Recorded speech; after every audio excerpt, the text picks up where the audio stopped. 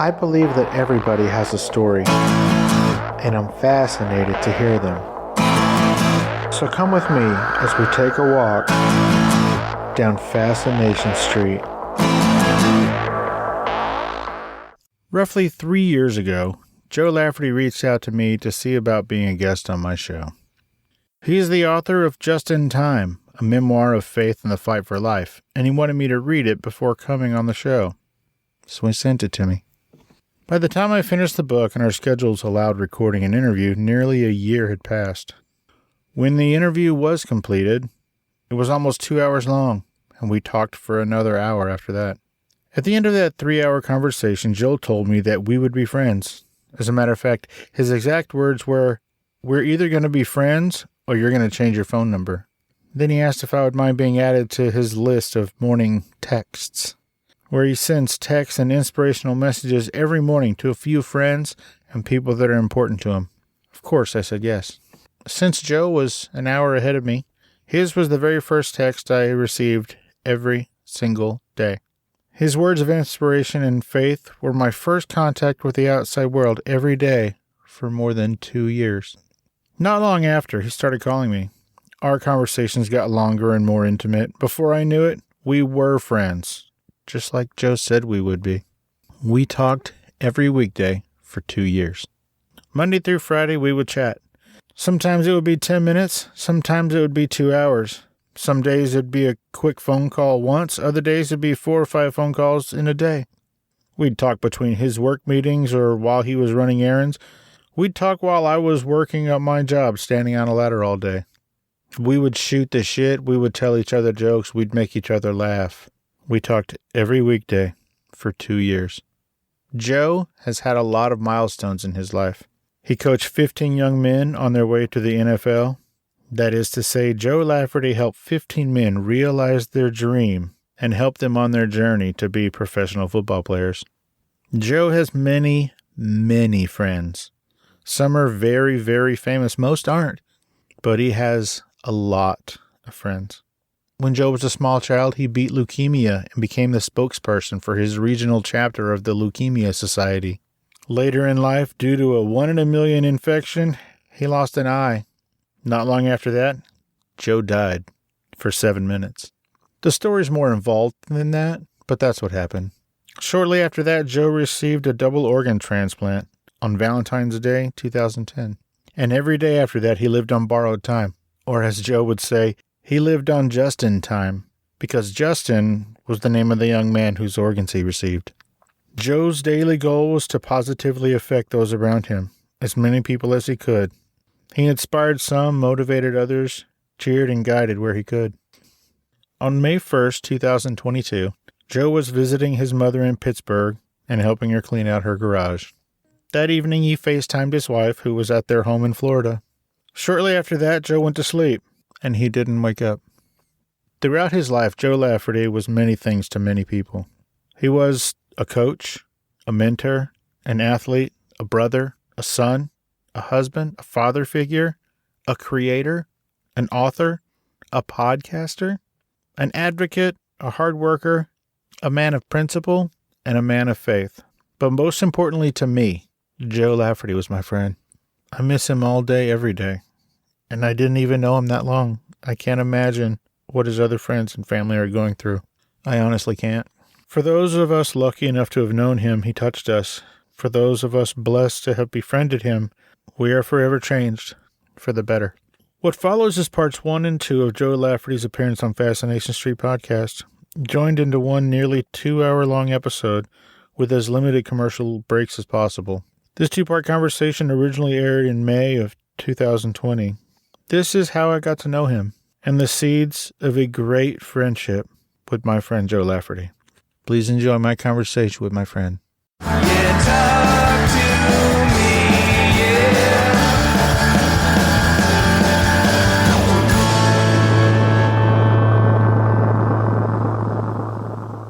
Welcome to Fascination Street Podcast, Joe Lafferty. How you doing today, Joe?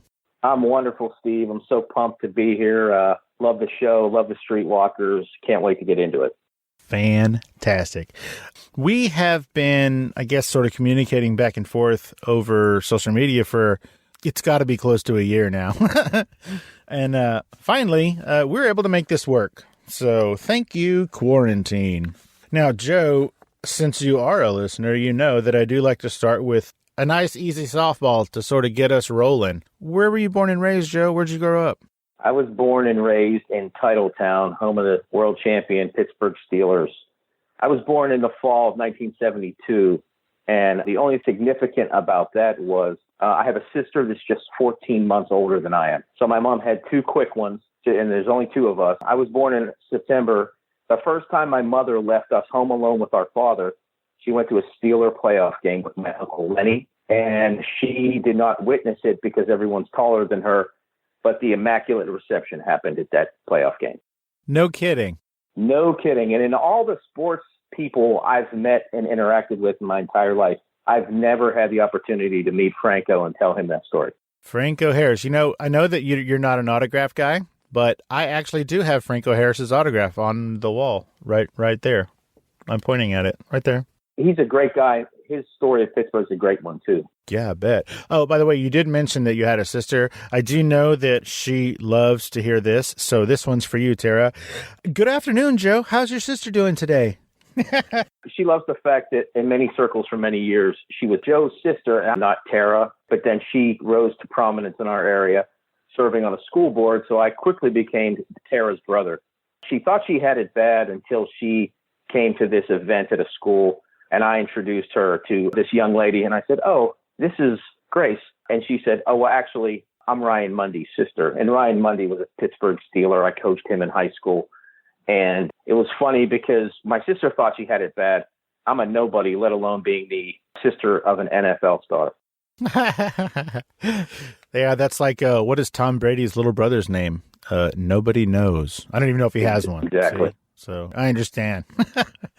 So when you were a little tyke in the late 70s, early 80s, you were a swimmer, right? I was. Back in the day, get up before school and put in a mile, 72 laps. This is back when youth sports were very structured and they didn't take everyone.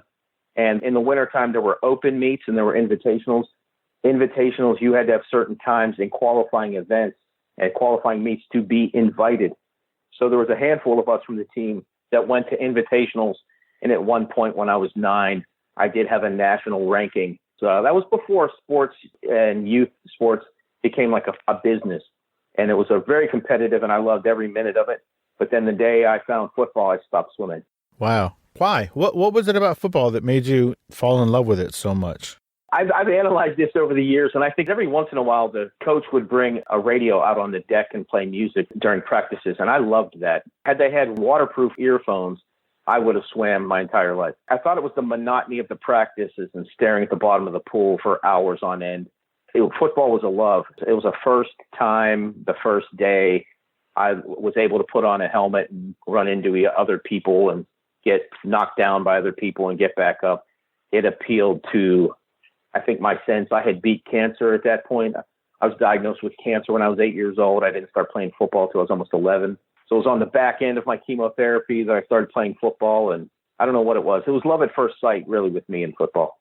Love at first hit. Really? Well, I am born and raised in San Antonio, Texas, and I know that you love to say that Pennsylvania and Pittsburgh and all that is football town or whatever, but come on, bro. Texas football, come on. Well, I'll play Cliff Clavin for you Cheers fans for a moment. It's an interesting fact that the book, Friday Night Lights, the author whose name escapes me, he was going to write that book about two places. One was Odessa, and the other place was Aliquippa, Pennsylvania. It was the exit of the local industry where both towns collapsed around the high school football team. And it was oil in Odessa, and it was steel in Aliquippa. And I don't know why he didn't pick Aliquippa, because Mike Ditka had already come through there, and Tony Dorsett was from the next high school over, and Joe Namath was right down the street.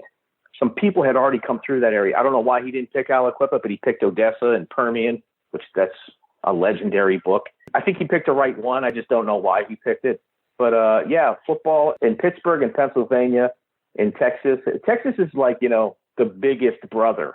But I think Pennsylvania holds its own. I know my own high school did pretty well, and the high schools around us did really well. So within a concentrated area, maybe we could compare, but to compare a whole state, because the football and the professional football players that have come out of Pennsylvania, well, almost all of them come out of the west end of the state, not so much the east end where Kobe Bryant and a couple basketball guys came out of.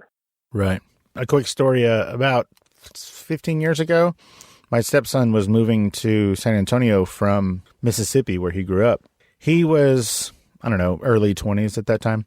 And when he got to San Antonio, you know, our other kids were, I think, in middle school, and we lived real close to the high school. And we went for a walk, and he saw the school football field, and he was like, "What is this, man? I thought that that high school football in Texas was supposed to be something, man. Our high school football field was way bigger than this, and it was a tiny little town in Mississippi." And I said, "Well, you just wait till game night." And so game night, we drove over to the real stadium, not the practice field. The way it works here in San Antonio is there's 4 or 5 stadiums, and there's, I don't know, it's probably 30 high schools here or something like that. And he was just like, "Oh my gosh, they don't even have their own field that they play on for games." And I said, "Well, let's go check this out." So we go, and he freaked out because, yes, every school doesn't play at their own house. They play in a stadium or whatever, but it seats 50,000 people. I did my time in Texas working for the Cowboys, and we'll get into that. But I know those stadiums are more in Fort Worth than over in Dallas. And since in Dallas, some high schools have built their own fields, but those shared fields where they have games Thursday, Friday, and Saturday night, maybe a matinee game on Saturday, and they just rotate them through, and it seats, like you said, 30 to 50,000.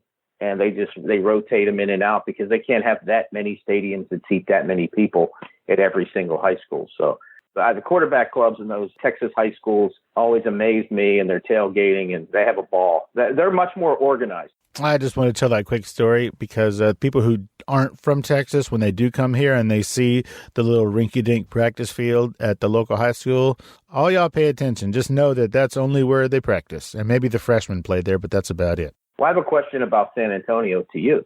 Okay, hit me.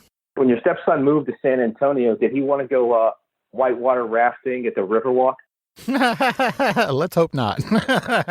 You ever been to the Riverwalk? Well, since I was born in the city with literally 3 rivers, when I heard of the Riverwalk, I lived in Dallas and I was going to San Antonio for Thanksgiving. And I thought, oh, the Riverwalk goes through downtown. It's the neatest thing. And when I saw it, I said, where is it? Where's the river? And they're like, that's it right there. And I just said, okay, it wasn't what I thought it was. It was very underwhelming. It's not what anybody thinks it is. And famously, Mark Cuban hates the San Antonio Riverwalk. He is very passionate about his hate for the Riverwalk.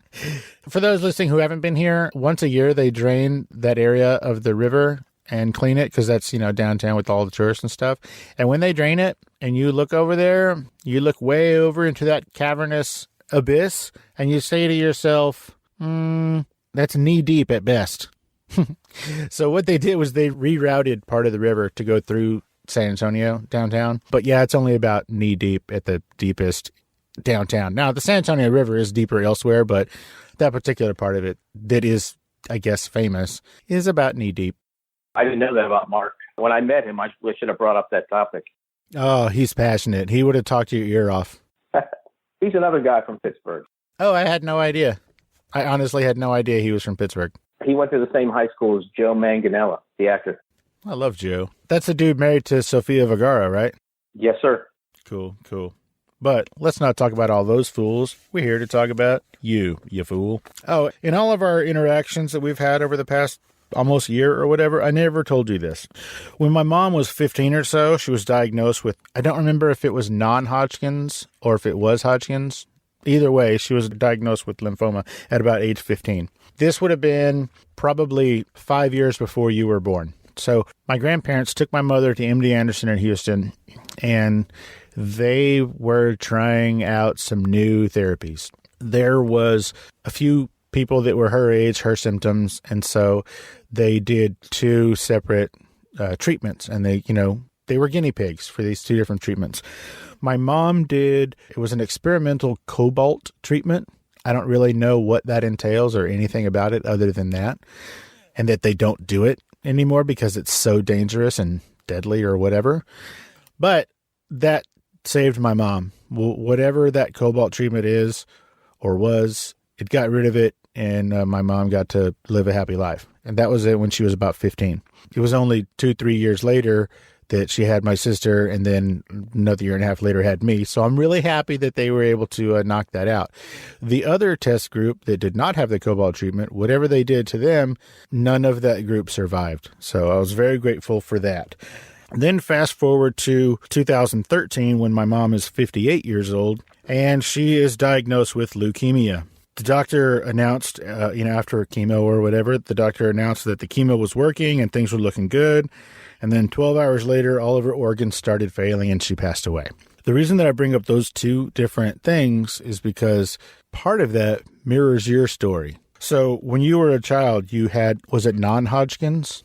Yes. When I was very young and I was part of Indian Guides, it's the Boy Scouts with your dad. You go to Indian Guides, it's fathers and sons, and you learn the ways that the Native Americans honored the land. You know, we would camp and we learned about conservation. We'd go on whitewater rafting trips. It was an amazing time. And it was on one of those trips, my father walking with his hand on the back of my neck. He noticed it was swollen and I was snoring. I was snoring so loud, I had to sleep in a tent by myself instead of my friends because I would keep them up. Went home, went to my local family doctor. He treated me for swollen glands 1 week. It didn't go down. Same thing another week. And went to the hospital for a biopsy, and it was non-Hodgkin's lymphoma. They gave me a 70% chance of survival and a protocol to go through that would take 2 to 2.5 years, depending on my reaction to the chemo and the radiation.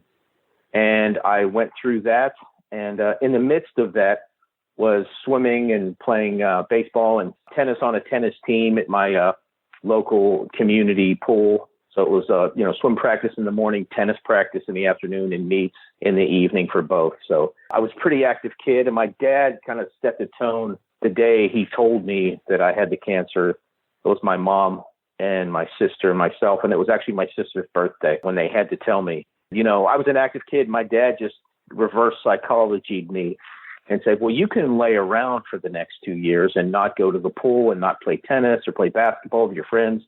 Or when you're sick, you can lay on the couch. But when you're not sick, go back and do what you want to do. Which, to an active 8-year-old kid, I'll take the second option.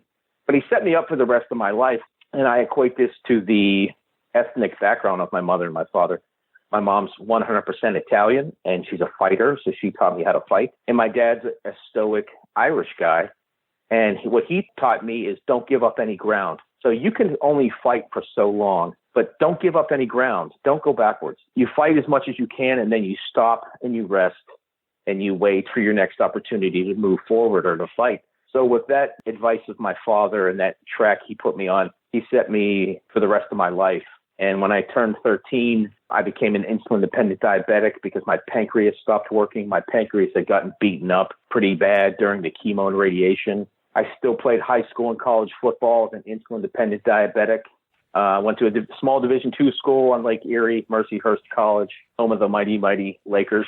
After that, I worked for 3 Division I athletic programs, the Orange Bowl, the Dallas Cowboys. So you played football, and it took you to all these different places, and the Miami Hurricanes Stadium. What's it called? The Orange Bowl, you said, right? Well, yeah, and if I could rewind just a bit, I also wanted to give back. So that little bit was kind of what I did, but I immediately started giving back, which I didn't know that's what I was doing. I thought I was just helping people. When I was 12 years old, I got a phone call from my pediatric oncologist, and they wanted me to go meet with the executive director of the local Leukemia Society chapter, which that's what it was called back then, the Pittsburgh Leukemia Society.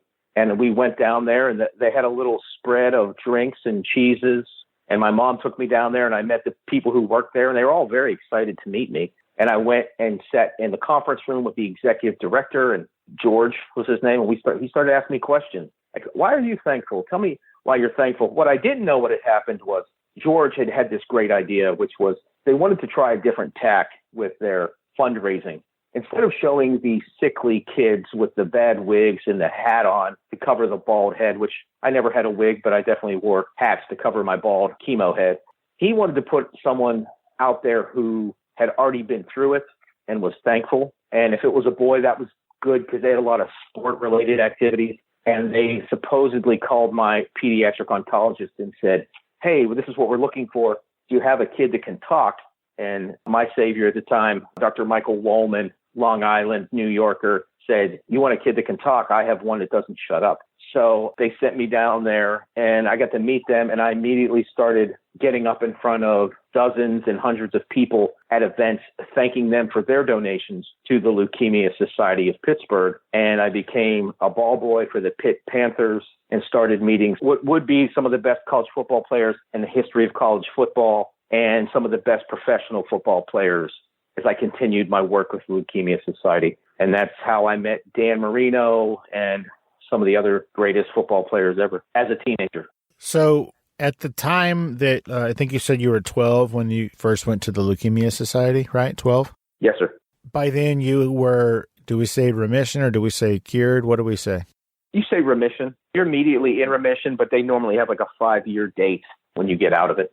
Gotcha. So cancer-free is remission until it's been 5 years, and then you can just say free or whatever? Sure. Okay. Sure. Yes, yes. So you're 12 and you're in remission and you get this call and, like you wanted to give back. So I'm assuming that you were not paid for these guest speaking appearances, right? No. And so you did it solely because you wanted to give back. Yes. My parents always taught me to be thankful and to help others. And my mother was a teacher. My father was an officer in a union. And I saw in their jobs and what they did where they helped people. And we were always told to be polite and kind and help people. I thought that's just what you do. And I never really thought about it. I admit the first couple times you start to say something in front of people with a microphone in your hand when you're 12, 13 years old. But George and I had developed what I'd call a stump speech, and I had talking points. And one of my lines was, because of people 25 years ago giving money to research like this, I'm alive today, and I thank you. And, with lines like that coming from a 12, 13-year-old kid, to people who have just played it in a golf outing or they had auctions and different things and dinners. That's what they want to hear. They want to hear about a success story. They had these courage awards and I would go there and accept the courage award. And I was just always very thankful. It became a lot more fun being the kid in the room with a bunch of adults. And then when those adults are local celebrities that are on the news and local football heroes and then national football heroes, it gets to be a little intoxicating. Yeah, I bet it does. So at the beginning, you were really just doing it out of the kindness of your heart because, your parents taught you that that's kind of how you are, is to be gracious. But then it developed into you were also getting something out of it. It just wasn't money, right? I mean, it was sort of a win-win. You're helping people and also you're getting to experience these interesting moments, right?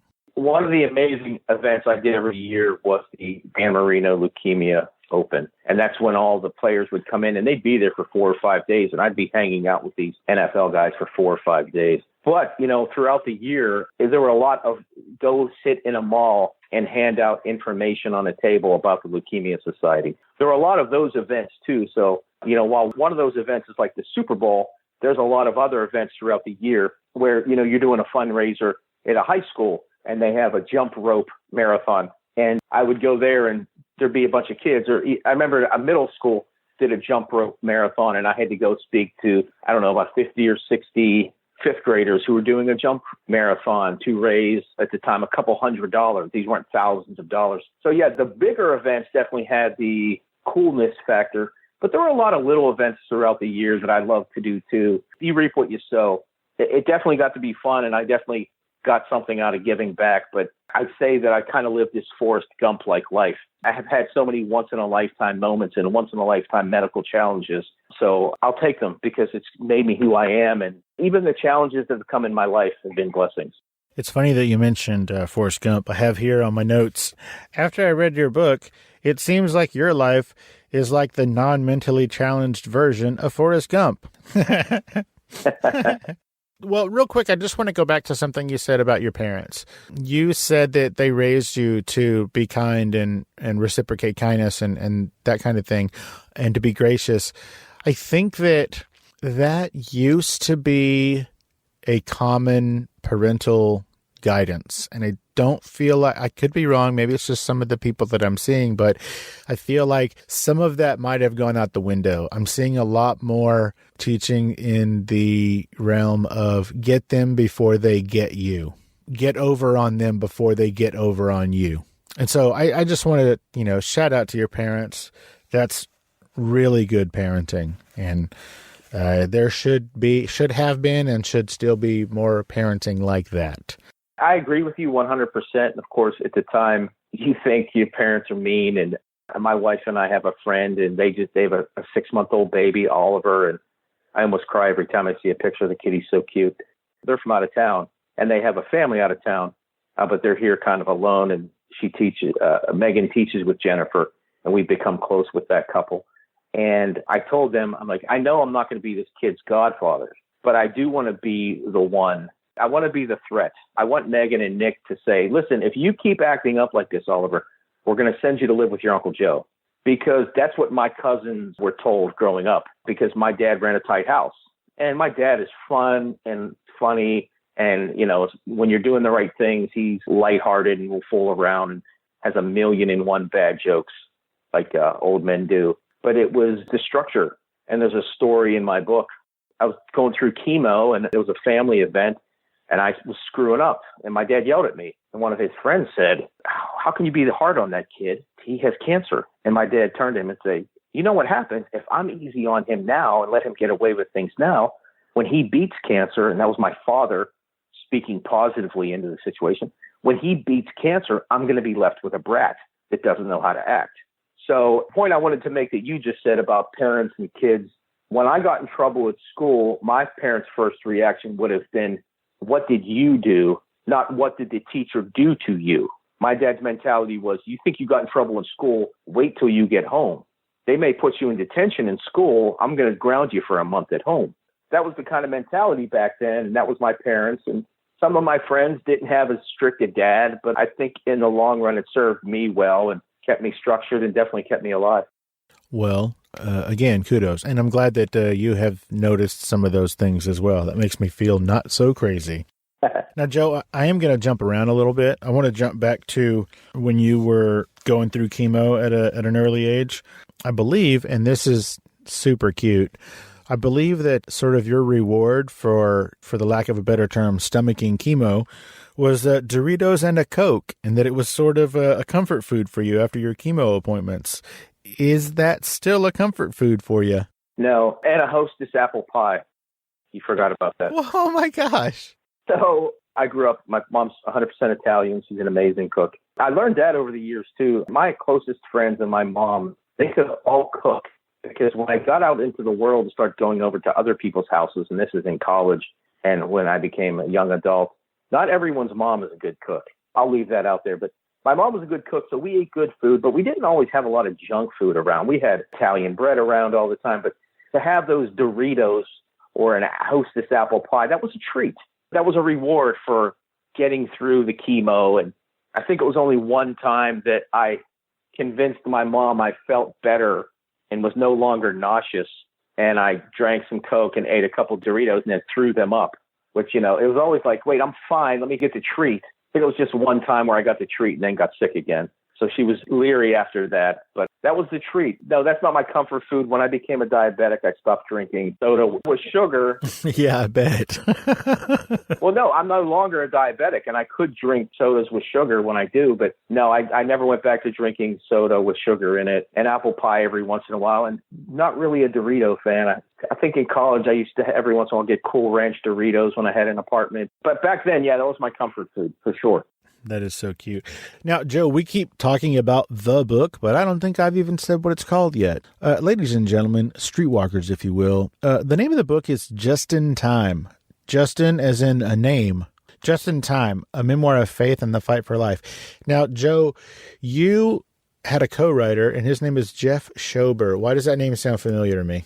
Jeff Schober is a renaissance man for right now. He was a single guy who was a sports writer and a high school teacher. So he was single into his 40s. He had a full-time job as a high school English teacher, and he also wrote and traveled sometimes with the Buffalo Bills and the Buffalo Sabres.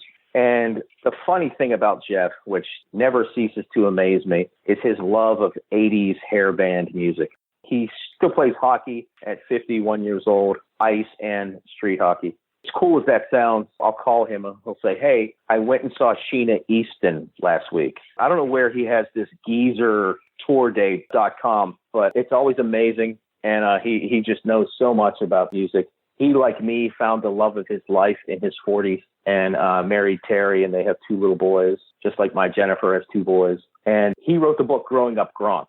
When Gordy Sr., the dad, Papa Gronk, Papa G, as he's known to many, when he wanted to write a book, he needed someone to help him write it. And essentially, Jeff interviewed Gordy and turned it into a book. And my process, I called Gordy and said, hey, Jeff Schober, this is a great guy. And he said, well, yeah, here's his number. Tell him I sent you. And I called Jeff a couple years back, and he had just finished another book.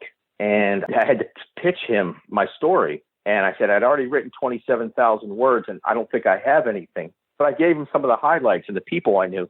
And he said, give me your 27,000 words and give me a timeline of your life and some of those names, and I'll look at it.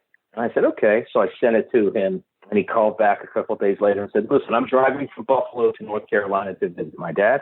Would you want to meet? We'll sit at a Starbucks and talk for maybe an hour. I'll just pull over and, and we'll talk.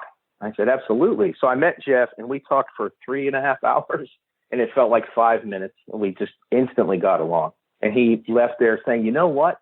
He recorded our conversation as well. And he said, I think I'm going to do this book, but I'm going to go visit my dad for a couple weeks before I go back and start school. This is my time away from my wife and my stepsons. I go down and stay with my dad. This is our kind of guys' time. So I'm going to go do that for 2 weeks, and then I'm going to drive back, and I'll let you know if I want to do this book. Well, 2 days later, the phone rings, and it's Jeff, and I was very shocked to see his number. And he said, Joe, we're going to do this book. And I said, oh, great, Jeff, but I thought I wasn't going to hear from you for like 2 weeks. He said, my dad made me call you because I won't shut up about you and the story. So shout out to Tom Schober, Jeff's dad, for just saying, I'm tired of hearing about this kid. Don't leave him hanging. Tell him you're going to write the book. Tom was the first guy to read the book and loved it, and obviously a big fan of his son's work. But yeah, so shout out to Tom for getting the book done sooner than later. So Jeff and I worked for a year, and I gave my 27,000 words, and he would interview me, and he'd put it together a chapter at a time. And one of the genius ideas that he had was, and I'm putting this in my version, not the way he put it, because mine's a lot more to the point and direct. Jeff essentially said to me, since you're no one, why don't we talk to some of your friends who are famous and see if they'll contribute to the book? And we'll put a magazine-style article every couple chapters to have people talking about who you are. And we'll include your mom and your dad and your sister and your, at that time she wasn't my wife, and Justin's parents, and maybe some of your friends. And then we'll go for your famous friends too. And we'll see how many of these interludes, these other voices they're called, we can get to make the book more marketable. And one thing that Justin's mother said, her quote was, you pick up the book for Rob Gronkowski and Dan Marino, but you keep reading it for Joe Lafferty. And that was the highest praise from the one person in this world who I know is my hero, Rhonda Bussard. So I met Jeff, and we worked hard. He's not my co-author. He's my bro-author. I'm really proud of what we did. And we are 50-50 partners in the co-author process, because there's no book without me, and there's no book without Jeff. And I know this is naive. I don't think anyone else could have got out of me what he got out of me. I once needed some counseling, and my friend is a psychologist, and he said, yeah, you need to go talk to someone that's not me, one of your best friends. And he actually drove me there, and I said, well, what do I say? And he said, Joe, he's a psychologist. You go in there and you dump out the garbage, and he sifts through it to what's important. And I see Jeff did the same thing. Like, I dumped information out of my mind, and he sifted through. There's a lot of other stories that didn't make the book, believe it or not, but he sifted through and I think found the best. And I know he made me look good, and I really appreciate it. Well, shout out Jeff. Thank you, Jeff. And thank you, Tom. Again, I did say we're going to bounce around a little bit. You did mention Justin's mother, and we're going to hold off on explaining who Justin is for just a little bit longer. So back to the Leukemia Society and your speaking engagements with them and all the work you did with them. That's how you met Dan Marino, right? Exactly. When I first got teamed up with Leukemia Society, Foge Fazio, the late great Foge Fazio, or his real name is Serafino Fazio, he was the head coach of the Pitt Panthers and a legendary college, and then he was an assistant coach in the NFL. He did very well. Briefly, he was the head coach of the Pitt Panthers, his alma mater.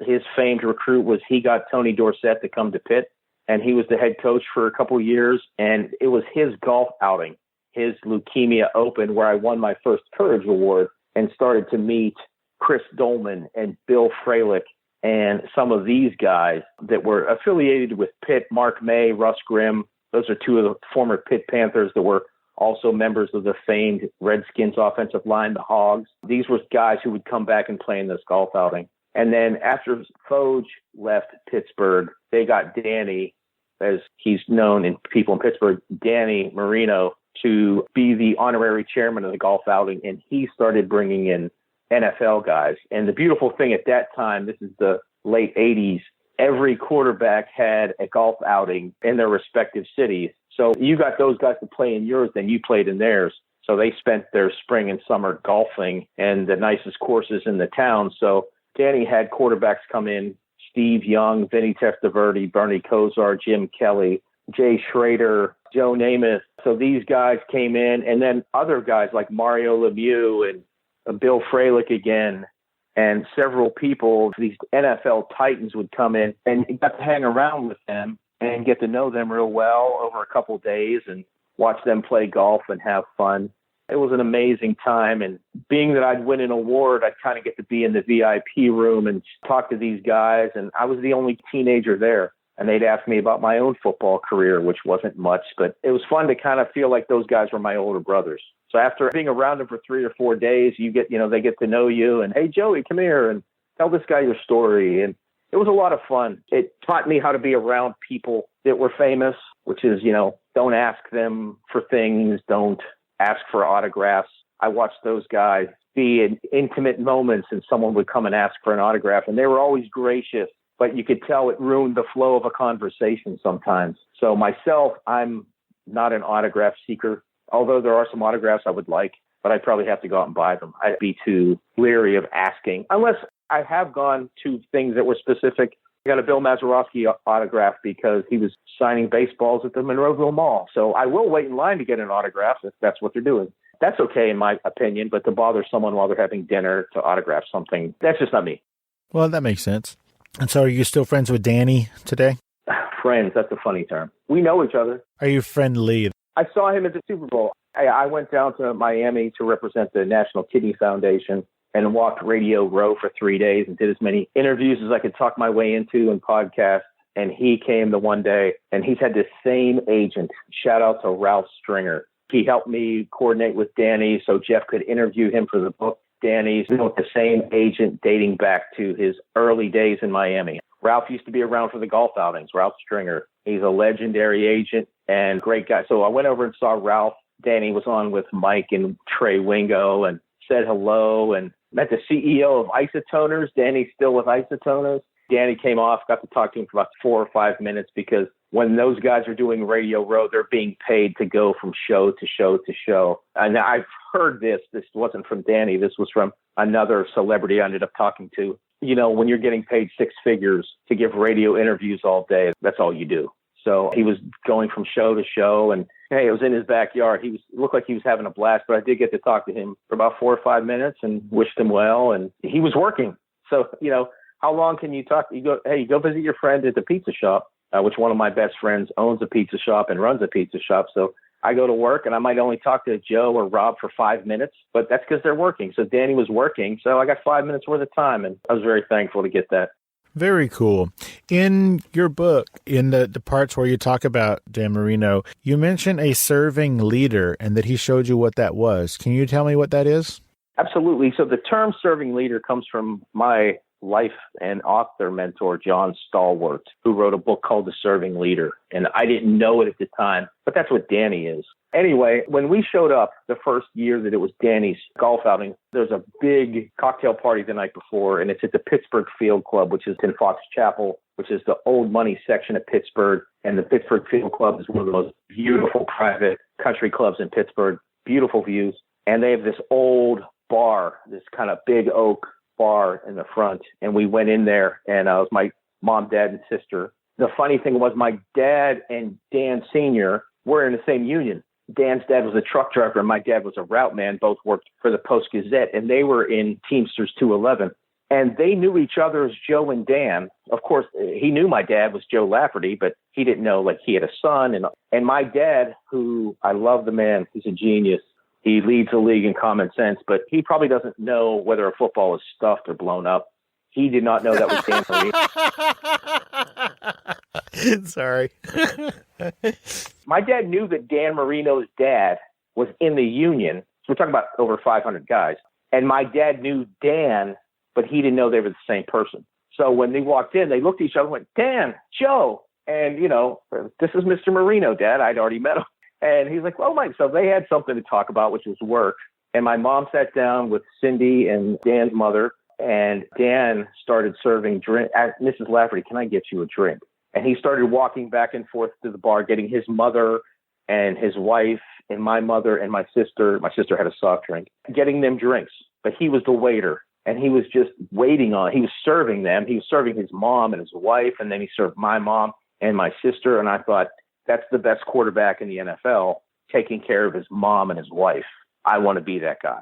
I didn't want to be the best quarterback in the NFL, but I think I knew that was a long shot. I knew I wanted to be like Danny and serve the people in your life. And he served me plenty of times, giving me opportunities to talk and to be around people. And I thank him for it. It definitely changed me.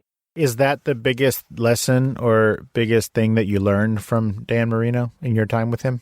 What I learned from him, and I see a lot of in the famous people that I know personally, and maybe I'm just attracting those kinds of people like Rob Gronkowski, all the Gronkowski brothers and Papa Gronkowski, Bucky Dent, Art Keogh, the NFL guys that I knew since they grew up, Jerome Bettis I've met and talked to on several occasions, Jason Garrett, who I had a run-in with kind of when I worked in Dallas. They are kind all the time. They don't fake it, and they serve the people around them. They're so gracious, and they're so kind. When you're around someone long enough, you get to feel what they're really like. Because someone who doesn't really like to be around people, doesn't like to serve people, they start to get anxious. And those guys that I mentioned to you, they don't get anxious because they're very happy being around people, and they know that they're a celebrity, and these people enjoy them being around. So it's not a matter of I'm doing this because I have to.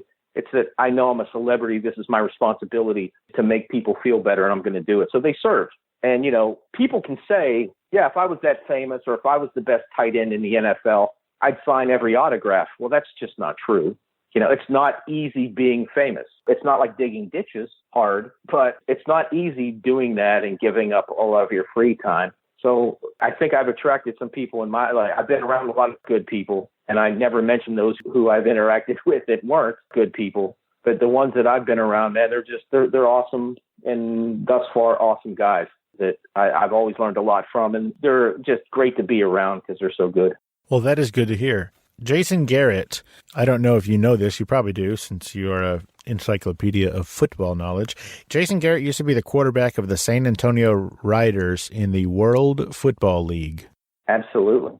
And for some reason, because I'm a silly person, I still have his football card, like his card when he was a quarterback for the Riders. World League football, get out of here. So eventually you ended up going to Memphis. Why? From my book, Captain Anthony Scarpino, now the United States Navy, was a high school friend. We were rivals. We were quarterbacks for adjacent high schools, but we were not rivals in the fact that I'm 5'10", and he's 6'4", and he has a rocket for an arm, and I have a wet noodle. But we would go to these camps around Pittsburgh, and I tried hard, but I never took it seriously, like you said when we were talking before. Once you beat cancer, doing well in football is important, but it's not the end of the world when you don't. So I had a different outlook on life. When you beat cancer, as a kid, I was never afraid to cross a room and ask a girl to dance. I knew getting a no wasn't the end of the world. It would stink and I would be embarrassed, but I wasn't afraid to try. So when I would end up at these football camps with quarterbacks from all over the city, Tony was the best. And I just didn't take it seriously as they did. I tried my best. I tried hard. But sometimes the high school guys get competitive to a point where it's not fun. And Tony didn't have to compete hard because he was the best. So we got this kinship going, and then track season came around, and he threw javelin and I threw javelin. And in the book, I tell a story about almost killing one of the best football players in America with a javelin accidentally. And that's when Tony and I started talking more, and we became friends. And by the time he was in college and I was in college, even later in high school, we would hang out together. When we were in college, we stayed in contact, and he said, come to Memphis for the summer. I can get you an internship since you want to work in sports. And I said, no, you can't. Within a week, a guy called me from Memphis and said, hey, if you're here for the summer, I'll put you to work and give you the experience. So I got in the car and followed Tony to Memphis and started working for John Bowers and Bill Lansden at the University of Memphis just 6 days after they changed the name of the school from Memphis State to the University of Memphis. Now, during that time, I believe there was at least one run-in where I think you got to shoot some baskets with one Anthony Hardaway, better known as Penny Hardaway. Is that true? Well, in Memphis, it's pronounced Peeny, but yeah. Penny we're the same age. He had just left and had his rookie season with the Magic. He was the toast of the town. He was the toast of the country. Obviously, but in your own hometown, he was the legend. And everyone was excited and talking about how he'd be around in the summertime. And there were a couple times that he was in the building and ran around and talked to people. And I was just out of the building at that time. So I was walking across campus and I saw this maroon colored Lexus trimmed in gold. And I saw on the front the Orlando Magic license plate. And I was like, okay, that has to be his. So I go over to the small gym on campus and I open the door, and who's shooting baskets but Penny.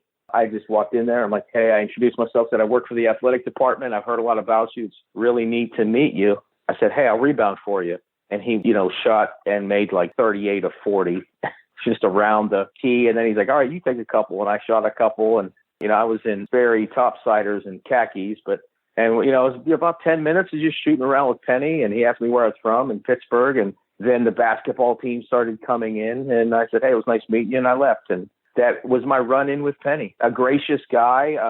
I didn't try to talk to him too much. We just shot around, and that was it. A note about Penny being gracious. One of his ex-bodyguards used to work with my wife. This is about 10, 12 years ago. And by this time, Mr. Hardaway was with the Miami Heat. He wasn't with them for very long, but at this time he was with the Miami Heat. And just out of the kindness of his heart, he told his, it was his buddy, it was his friend, his ex-bodyguard. He gave him a couple of tickets to the Spurs versus the Miami Heat and, sitting in the Miami players section. And that was for me and my wife and my kids.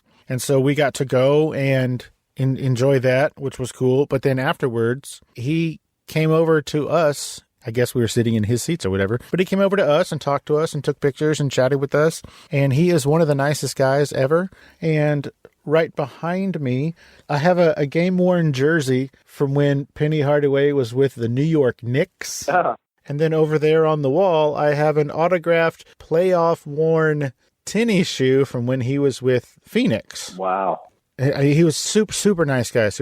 But one of the coolest things about that shoe, besides, the autograph and how cool it is that I guess his insignia is a 1 cent. And so that's emblazoned or embossed onto his shoes.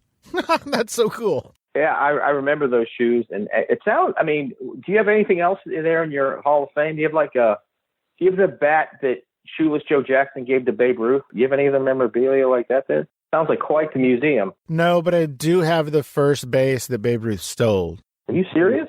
No, I'm messing with you. Oh, okay. The only other, I've got some Spurs stuff, signed things like that. And I've got Franco Harris, which I told you about, a few Avery Johnson things and whatnot. But recently, I guess the newest thing I got is You got a signed copy of Just in Time, a memoir of faith and a fight for life, don't you? It's not signed, but yes, I do have one. See, not only are you not an autograph seeker, apparently you're not an autograph giver, this dude. I send people books, and they yell at me for not signing them. So I just need to, like, suck it up and not be embarrassed and sign them.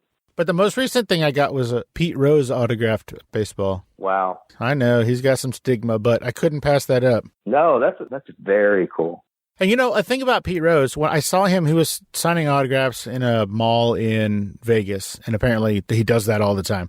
But when I was talking to him, when he was, signing the ball and we were taking a picture, all he wanted to talk about was Kawhi Leonard, because that was right when Kawhi Leonard it was right before he left the Spurs. And so there was a lot of talk about whether he was going to be healthy enough to play or not. And that's all Pete wanted to talk about was Kawhi Leonard, which I thought was really cool.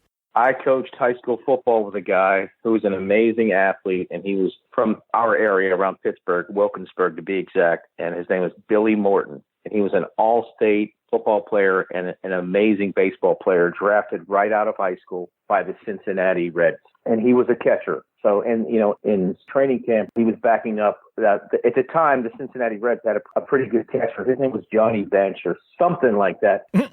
And Billy bummed around the minor leagues with Pete Rose's little brother, I think the story goes. But the best part of this story that I'm telling on behalf of Billy Morton, who is a legendary assistant coach in Pennsylvania football history, but Billy was called up to the major leagues. This is the mid to late 60s. He gets called up to the major leagues to play.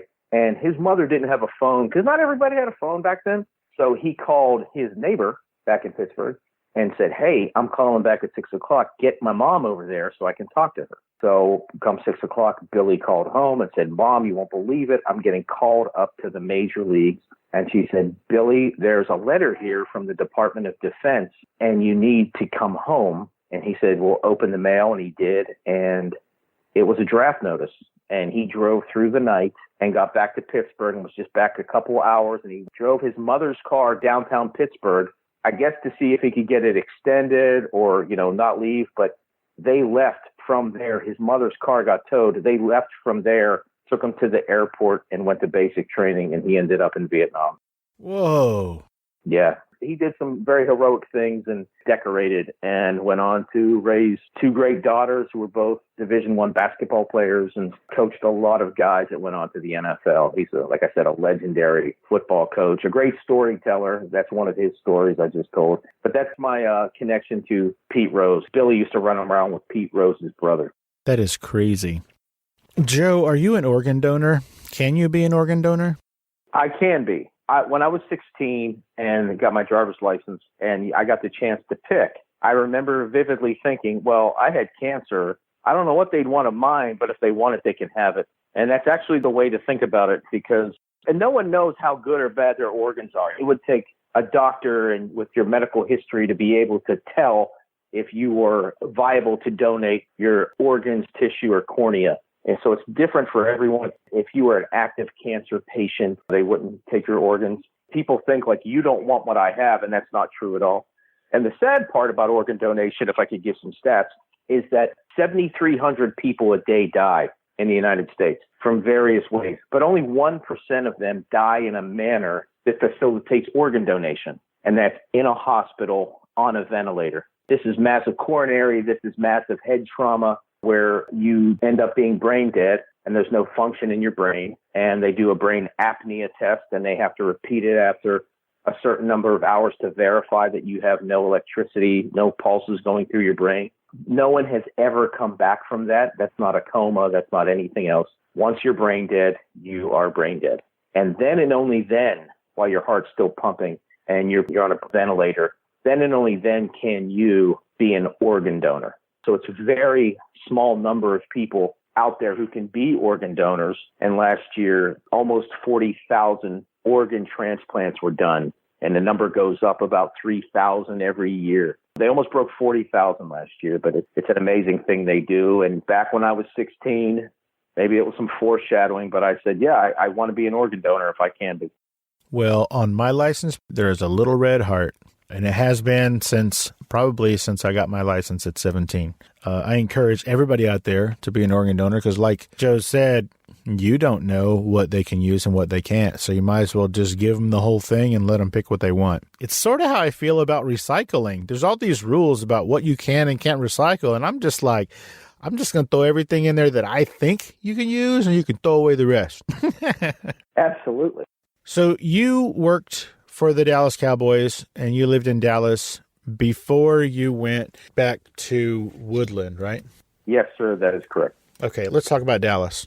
Well, when I finished up at Seton Hall, I had a bad taste in my mouth and wanted to get back to Florida. I missed it from my time at the Orange Bowl, and I had my heart broken. And I packed up my car and drove back to Florida and just thought I could get a job. Took a little longer. I made cheesesteaks at a Pittsburgh-based grill, but that was in Pompano Beach, Florida. Shout out to Craig Caffro, the owner. I was trying to get a job, and the Sports Business Daily, every week they would put out jobs, and I'd get the faxes at the restaurant. And I saw the Dallas Cowboy Radio Network in Dallas, Texas had a job for an account executive. So I applied and had a phone interview, and of course I knocked them dead. And I did well in the phone interview, and they, despite having no radio experience, they flew me out to Dallas for an interview. And I got up early and, got out of Fort Lauderdale Airport about 4 or 5 o'clock in the morning and flew to Dallas and interviewed all day at the radio station. And the last interview I had of the day was with the sales manager. I'd met the station manager and the Cowboy sales manager and the programming director and a couple people on air, and they were just putting me off before I had to meet the guy who was going to ultimately make the decision. They sent me to lunch, came back, and I met with David Henry, and he was the sales manager, the big cheese. And I was tired, but I thought I gave it my all. Apparently I didn't. And I actually changed my flight. I didn't fly back to Fort Lauderdale. I flew back to Pittsburgh. And a couple of days later, I got the phone call that I didn't get the job. And the reason Craig Zurich said I didn't get the job was, Joe, you just don't have any radio experience. And I said, oh, okay, well, thank you very much, Craig. And I hung up the phone. And I turned to my sister, who was a radio salesperson at the time. And I said, well, I didn't get the job because I didn't have any radio experience. And she very wisely said, Joe, they knew that when they flew you in there, it has to be something else. So she and I spitballed and had some ideas. And a couple hours later, I called back to Dallas and knew that it was this David Henry person I hadn't impressed. And I asked for him and said it was important. And he got on the phone and I said, David Henry, it's Joe Lafferty. I interviewed last week. And he said, yeah, Joe, didn't Craig get back to you already? I said, he did. He told me I didn't get the job, but I think you're the person I didn't impress. And I'm going to give you a second chance at hiring me. How did he take that? Well, like you just did. My sister and I worked out. I said, what if I give him a second chance at hiring me? Kiddingly. And she said, that's what you do. You say it just like that. My sister was sitting right there. She's smarter than I am, but I just present it better. But she said, I'm going to sit right here. And if you're going to drop that line, and if you speak, I'm going to punch you right in the face. And that makes her sound like a brute. And she's not, but she's tough with me. She said, he has to speak next or this is not going to work. And I said, okay. So she's, teaching the shark how to bite. And I said, I'll give you a second chance at hiring me. And I dropped it. And I covered my mouth and was staring at my sister. And there's about 20 seconds of dead air in a radio term. And David said, I'm listening. Oh. And then I went into this spiel and said I'd be Mitch McDeere from the firm and I'd be there early every day. And you're going to have to kick me out at the end of the day. And I'm coming in on weekends. If it takes me 24 hours a day to learn this radio game, I'm going to learn it. And no one's going to outwork me. No one's going to out-hustle me, which is a term they use where I played high school football. No one outworks us. No one out-hustles us. And he said, Joe, I'd wait by the phone if I were you. Do we have your number? And I said, yes, sir, you do. Within an hour or two, Craig Zurich called me back and said, I don't know what you did, Joe, but I'd like to offer you the job. What I didn't know is David Henry, although a tuba player in the SMU band, was a huge fan of General Patton and military dramas and fancies himself a Patton-esque leader and is still in the radio game in Dallas, making a killing and doing a great job. But that was the right thing to say to him, to challenge him. That David fostered that in his salespeople, and I loved it. He offered me $500 if I ever got thrown out of a car dealership trying to get a sale, and I tried to make that happen. At the first Cowboy game, he said, come see me about tickets, and I got there late in the day, and I said, do you have a ticket for me? Because we had to be there. And he said, no, I'm out. And he said, you have the Dallas Cowboy logo on your business card. If you can't talk your way into the game with that, you can't sell here. Well, when he got to the luxury box, I was waiting for him. I didn't just talk my way into the game. I talked my way up to the Dallas Cowboy radio luxury box, which he then sent me to seats after that. But I talked my way in there too. Well done. So David Henry fostered my arrogance and my kind of no fear mentality. So that was a lot of fun working for him. It wasn't long enough. I didn't do a great job. It was a very hard sell, but I had some great times in the time I was there, and it's a fond memory of working in Dallas at that time. Now, something else happened in Dallas. But before we get there, what did you do at the Orange Bowl? I left the University of Pittsburgh because I wanted to get out of Pittsburgh. It's a great place, but I learned if you wanted to move up in sports business, you had to move on. I didn't want to sit around and get stale anywhere, kind of be what I would call a lifer. So I thought I had to move on to move up. With a letter of recommendation from Dan Marino, I got a job, assistant director of merchandising and licensing for the FedEx Orange Bowl at the time, now just the Orange Bowl. And I went down there and had an amazing time. And that was the year that Peyton Manning's Volunteers played Scott Frost's Cornhuskers in the Orange Bowl, and met a lot of famous people in my time in Miami, as Miami is filled with famous people. I wasn't selling anything. I was doing merchandising and licensing, and I got to learn a lot about that side of the business. When you work at the Orange Bowl, because it's not really a big staff and you do things year round, everyone kind of knows everyone else's job. So when there's an event, all the lower people like me, we're working for the operations staff. So I had a roommate, Scott Carr, who was kind of my level, but he was in operations. So come event time, he was my boss and told me what to do. And I showed up to an event and he said, okay, refill those glasses or do this or do that, or make sure this stays stacked and things like that. So it's a real team effort that we had at the Orange Bowl. I loved it because you got to learn a lot, and it was a neat place to be, and just a lot of great times. As the people you got to meet and just run into that were also a lot of fun. Back in the 80s, there was a show called Miami Vice. It was a police drama of sorts. It was one of the most popular shows in the nation at that time. Do you have any Miami Vice stories? I do. Of course, when you're Danny Marino and you're the number one quarterback in the NFL, you're a local favorite in the Miami area. And the second year, I think Danny had his golf tournament there. He brought a guy by the name of Michael Talbot. He was the heavy-set guy, Switek, from the Bug Van. Remember, they had the band literally with cockroach on top. Yeah. And Switek was the heavy-set police officer who did the surveillance. And he was an ex-stand-up comic, and he would come do the post-golf outing luncheon. And he was kind of there for comic relief, and he was absolutely hilarious. And like I said, I would hang out with those guys days in advance of the golf outing on Monday. They would come in like Thursday or Friday, and I'd start running around with them, and even went to some establishments where adults imbibed alcohol and went out to bars to eat with them. I was 17 at the time. Once at the prompting of Michael Talbot, he gave me his Miami Vice prop badge, and I carded these two girls because it was a real badge. It just said City of Miami and then Vice on it. And I flashed the badge and carded these two girls at the Permane Brothers, which is a famous sandwich shop in Pittsburgh with the French fries on it. I carded these two girls and busted them for being underage in the bar. That is hilarious. And Michael Talbot was a funny guy, and he was a popular anywhere we went because Miami Vice was so popular. Police officers would flock to him because, they loved this show, and he was just so much fun to be around. Like I said, I'm pretty sure he's an ex-stand-up comic because he was just hilarious. Well, that is dope. And then you went to Seton Hall? I did. After the Orange Bowl, I went out to Las Vegas and did a 6-month gig with what was then the WAC, the Western Athletic Conference. I went out there and helped put on their basketball tournament in Las Vegas. And I interviewed for some jobs, and one was in El Paso, and another one was to stay in Vegas. And the offer from Vegas, which they said was coming, kept getting put off and off. So I needed a backup, and I went and got a job working for Host Communications, doing the marketing for Seton Hall, and became the general manager of Seton Hall Sports Marketing. What happened was the Western Athletic Conference dissolved, and it became the Great Mountain Conference, or the Mountain West Conference, or whatever it was at that time. And they took all the best teams. So I may have had a job about a year later, but I couldn't wait around, so I got a job at Seton Hall. The good thing about that job was I only had to market basketball. That's how schools got around Title IX. They'd hire an outside vendor to do the marketing for their revenue sports. And now that's the norm everywhere. It was an interesting time. After Seton Hall is when I went back to Florida and ended up in Dallas.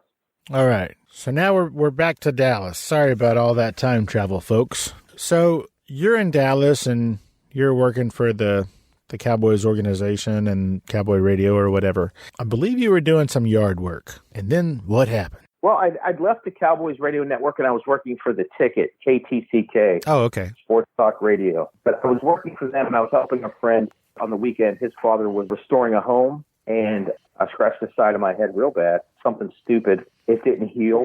Like where on your head? Kind of right above my ear, kind of right in the middle of the meat of your head. Kind of where you'd have a Brian Bosworth line in the side of your head. Dating myself. So, yeah, I scratched my head, and I didn't think it was much. But being a diabetic, I didn't fight off the infection. And I woke up one morning, and my left eye was watering and itching. And by the time I got to the hospital, I could barely see out of it. And they took me to an emergency room. They put me under, and I woke up, and they said, you have a staph infection in your eye. If it spreads to your brain, you'll die. You have a couple days to decide what to do about your eye, but we suggest you remove it.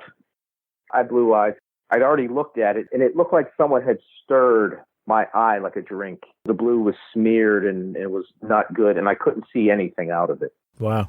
And I told them that I needed a couple minutes, and took a couple minutes and did a little praying, and my dad's advice is, I'm not going to lose any ground. I'm not going to risk dying. So I called the doctors back in after about 5 minutes, and I said, gritting through my teeth, praise God and take my eye. So the next morning they took out my left eye, and I started the life of being the one-eyed Joe. So you lost an eye. How difficult the decision? I know that it just took you a couple of minutes, but how intensely did you think about it? Or were you just like, just take it? No, I didn't like Rambo that up. For me, that was a moment of courage because I've heard courage defined as those who are afraid but go anyway. You know, I told you about getting up in front of people and talking. I don't have any fear of that. So if I went somewhere today and they said, Joe, can you give a couple words about organ donation? I can take the mic and go for 20 minutes. That's very easy for me. So for me to speak in front of people is not courageous. That was a moment of courage for me because I didn't want to lose my eye, but I knew it was what I had to do. I was afraid to die. I knew not having a left eye was going to be hard, but I don't call myself courageous that much. I don't know if I've ever have. But that was a moment of courage for me because I was scared. I didn't know what was going to happen. I didn't want to lose my eye, but I went anyway. So while it was a truncated timetable, like my dad said, don't lose any ground. I didn't want to lose a day thinking about it. And I was convinced, and they were convinced, that my vision wasn't coming back. And I was risking the staph infection going to my brain. And from what they told me, that was lights out. And I didn't want that. I wanted to, regroup and keep fighting. It was a short timetable, and I make it seem glib, but it wasn't at all.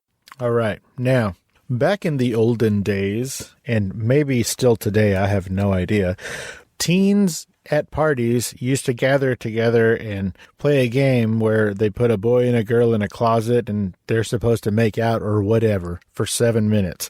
That game is called 7 Minutes in Heaven. You died for 7 minutes. Did you go to heaven? I never played that game. What if you're partnered in there with someone you don't want to be in there? Is it still 7 minutes in heaven? That's technically the game, but I have heard tale of when the door comes open, they're like, more like 7 minutes in hell. Did you ever play that game? No, I did not. Okay. No, I didn't either. So I moved back to Pittsburgh in 2002, and it would be 5 years later and some medical challenges. My organs started to fail. Why? I didn't know why my organs started to fail. The symptoms were my blood pressure shot up and my cholesterol shot up all of a sudden. And my organs were failing, primarily my kidneys. And I went from like 45% to 17% in 6 months. And I needed dialysis immediately, 3 times a week, 4 hours a day. And I wanted to get on the transplant list. When they're putting you through the process to get on the transplant list, you have to go through dozens of doctor's appointments to get the okay, to do tests. And the first time I went, they went to approve me for the list. The doctors on the board told my coordinator, there's something more with his heart. We need more of a heart workup. Something isn't right with his heart numbers. So they did a deeper workup on my heart and found that I not only had a murmur, but I had 2 leaky heart valves, mitral and aortic. And they rate those things on a scale of 1 to 16. Anything above a 7, they replace. Well, my one valve was a 12, that bad, and my other valve was already an 8. So they had to replace both valves. Anyone who knows about dialysis knows that you have to plug in to get it done. They were plugging in through a PICC line in my neck, and I kept getting these infections. So for the better part of like 7 months, every couple of weeks, I'd end up in the hospital with an infection, and then in there for 14 days, and then 6 weeks of prophylactic antibiotics. And that extended the time from when I needed the heart surgery to when I could have it. And right about July of '08, my fistula in my arm was working. They were doing the dialysis in my arm rather than my neck. I hadn't had any infections in a while and was down at the football field coaching, and I started to get winded. I immediately called my dad and said, I need to go to the hospital. And we went down to the hospital, and they said, hey, we're going to do that heart surgery now. We're going to give you those 2 steel heart valves. It's time. We can't wait any longer. And that was on a Friday, July of '08. And I remember signing for the anesthesia, and I remember the anesthesiologist wearing a colored surgical hat. And when I woke up, I told my dad he looked awful. And we started arguing about what day it was, because I was damn sure that it was Friday, the day of the surgery. It was 6 days later. It was the following Thursday, and I had been out for that amount of time. Come to find out that surgery went well. Saturday, I got out of bed. Sunday, I got out of bed. They changed the sheets. I was using the bathroom. Monday morning, the nurse came in, and I wanted a banana for breakfast, which is funny because you don't give heart surgery patients that much potassium at once. So she walked out of the room, and I flatlined, which is a kind term for died, but that's what you see on TV. You see the flat line. I flatlined or coded, and they came in and worked on me. It took them 7 minutes to get me back. Shout out to the folks at UPMC Montefiore in Pittsburgh for saving my life. Put me on the cold bed. I was having a reaction for some reason. I never got this explanation, but they had to strap me to the cold bed because I kept wanting to get up. And my eyes were closed, and I kept wanting to get up. So they strapped me down. It's pretty graphic from my sister's account, my parents' account, and Reverend David Paul. Got out of the cold bed and was just laying there mumbling, what day is it? What time is it? Until I woke up Thursday night, about 9:45 at night. I was in the cardiac ICU. He and my mom had been there like 24/7 for 4 days. He looked awful, and I told him so and asked him why he was in the recovery room. He shouldn't be in there. And that's when we started arguing about what day it was. I don't remember anything. I don't know if I went to heaven. I didn't go to heaven. I don't have any memory of it. I remember signing for the anesthesia and a colorful dream and then waking up. Everything I told you about Friday, Saturday, Sunday, the cold bed, the mumbling, those are all anecdotes that were shared with me. I have no memory of any of it. Now, at the time when you found out that you had died, how did you receive that news? I was fine for about a year. A whole year?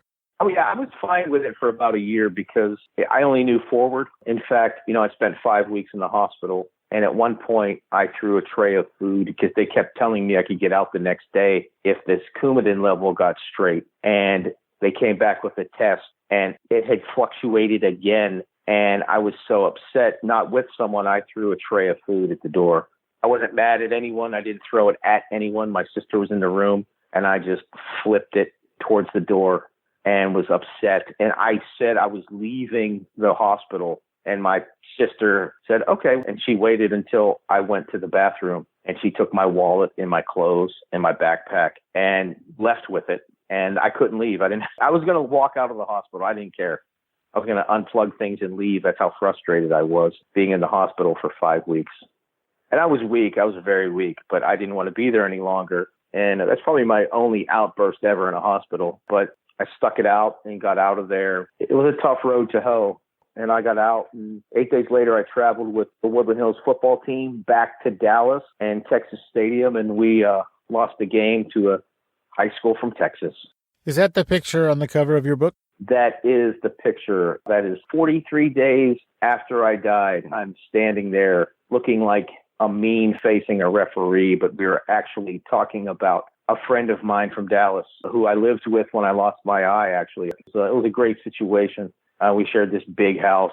But yeah, we were talking about a friend. I think I look really mean in that picture, but I wasn't. I was talking about a friend, and it was 109 degrees on the field that day.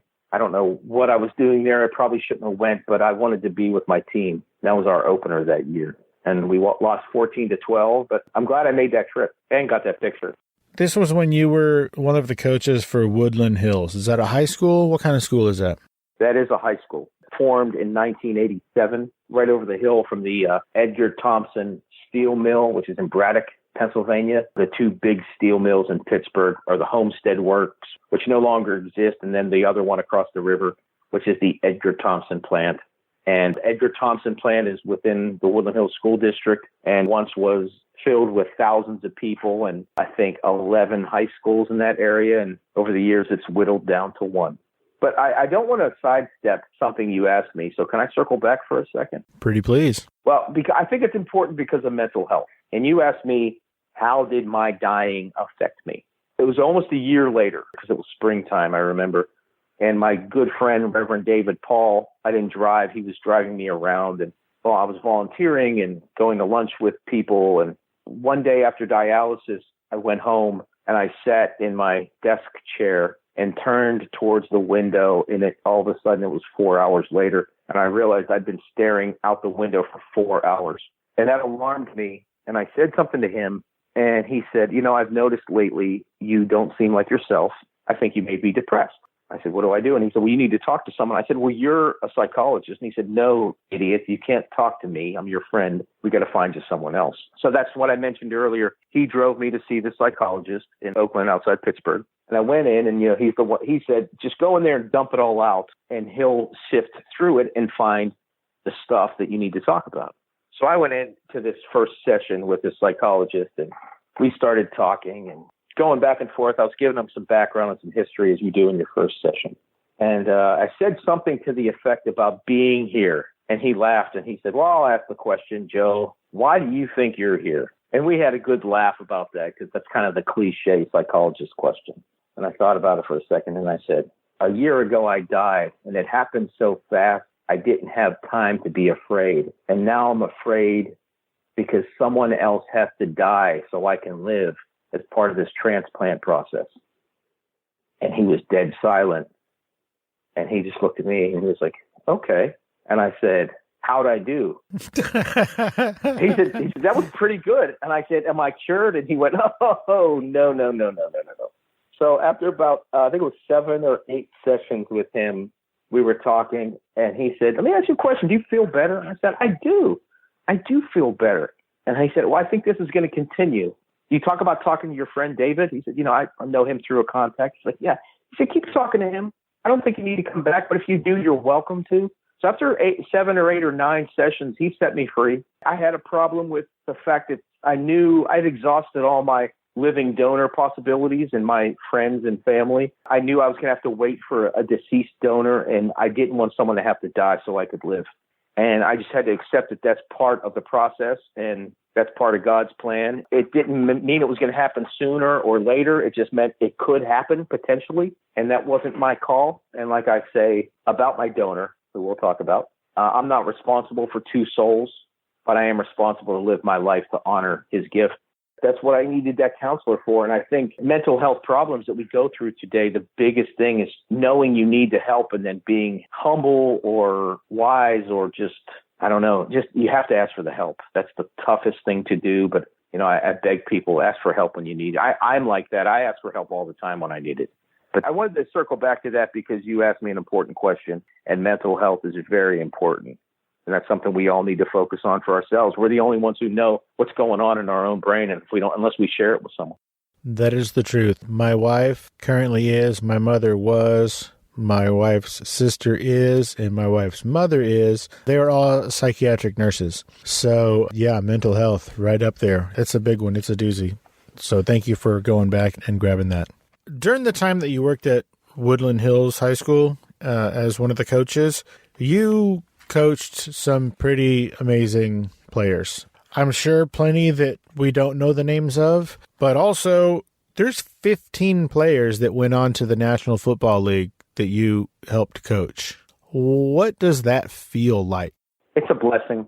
It's so generic an answer, but it truly is a blessing. And not to sound too arrogant, but the sad fact is there were more that could have made it that didn't. The Woodland Hills is partially an economically depressed area, and all the familial problems that come out of that, and surrounding schools too. But to see young men like that go through high school and college, and the ones that listen to their parents and their guardians and their teachers and their coaches and their community leaders that they're involved with, it's the ones that listen and take heed and take the advice that always do the best. And we were fortunate. Just 2 years behind me at Woodland Hills, although he didn't play his sophomore year, so I didn't play with him, was Jason Taylor, the Hall of Fame Miami Dolphin. So Jason's from that area, and I coached Chris Edmonds, who played 5 years for the Bengals. This is in the mid-'90s. And when he was in high school, he played 5 years for the Bengals and the Bills. He was an All-American at West Virginia. And then coming into the late 90s and the early 2000s through 2012, there were several NFL guys. Lusaka Polite, who was a fullback for 5 years, the only 3-time captain in Pitt football history. There's Shante Spencer, a cornerback, who after starting at Pitt for 4 years and covering Larry Fitzgerald for 4 years, he spent 11 seasons in the NFL. Steve Breston, who is the Big Ten return record holder out of Michigan, who spent 6 seasons in the NFL, and along with Anquan Bolden and Larry Fitzgerald and Kurt Warner. So they went to the Super Bowl and lost to the Steelers, but Stevie is one of the 3 receivers that has ever caught 1,000 yards each in one season. Dan Fouts did that, and Kurt Warner did that. Stevie's part of that crew, which is an amazing record in itself. And then Ryan Mundy, the safety, spent 5 years in the league.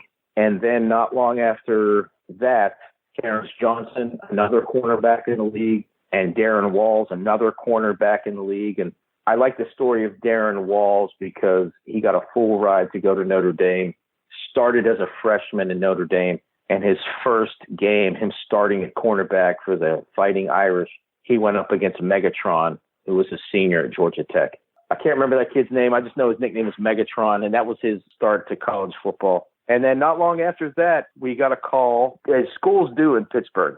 You get this dad that calls you and says, hey, I'm moving into your area, and I want my son to play for you. And he's a really good football player. That's a common call that coaches in our area get. And sometimes, the kid's not bad, and sometimes it's just a dad feeling it out to see if your team needs a quarterback or a running back or something. But my head coach was always like, well, hey, we'd love to have him. I think we got some good kids. But if you move into this area, please come out for football. Coach Novak picked me up and taken me to practice, and he told me to dress up a little bit for a summer practice. And he said, there's a kid coming in with his dad. He's supposedly pretty good. He has 50 college offers, which I scoffed at and said, that's ridiculous.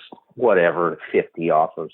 He said, well, he's pretty good. Supposed to be from Buffalo. And I'm like, yeah, good football player from Buffalo. Yeah, right.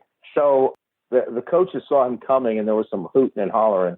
And I saw this tuft of hair about 6'6" off the ground. And I saw Gordy Gronkowski first, and he's a powerfully built man and puts guys my age to shame. And he's 17, 18 years older than I am. And then I saw a 235-pound 17-year-old Rob Gronkowski and was blown away by. And I said, there is a kid with 50 offers. And he immediately wanted to go up to the weight room. And when a kid like that walks in, everybody's interested. And he told everyone he was coming there. This is before we even knew that. And he started working out with our guys. He jumped right in. And that year we had some pretty successful football players, some D1 guys. And he jumped right in with that. And we got to play with him that year and did pretty well. And then in years after, there was a young man named Rontez Miles who went to the NFL and is still in the NFL. He graduated with Rob, played for the Jets, longtime Jets player.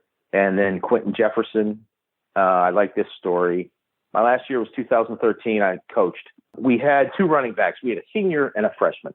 And the freshman was not bad, but the senior was seasoned. He'd been starting for 2 years, but he'd had a lackluster camp. In the first scrimmage, he didn't do well. So the edict for that week was, okay, we have to work this young man. I won't say his name. We have to work him hard because we need him to be our workhorse. So we have to be on him this week. We got to make sure he's doing everything right and don't let up on him. And I remember that week, midweek, we were doing our big conditioning night because it's all very scientific. And he came in dead last in his group running across the field. They were running back and forth 6 times. And he came in dead last in the back and forth 6. And I told him, you don't come in the front half of that group. I'll run everyone again. And he tested me, and I made them run 6 times again across and 4 times again. This is triple the work it was supposed to be. And that week, he had an exemplary scrimmage. He had an amazing scrimmage. We thought we'd done it, and that freshman was starting to look good. And we were talking about the freshman in the offensive meeting that week. And we said, hey, if this freshman starts to get better in week 7 or 8, he'll be able to give the starter a break, and the starter might be able to play a little defense.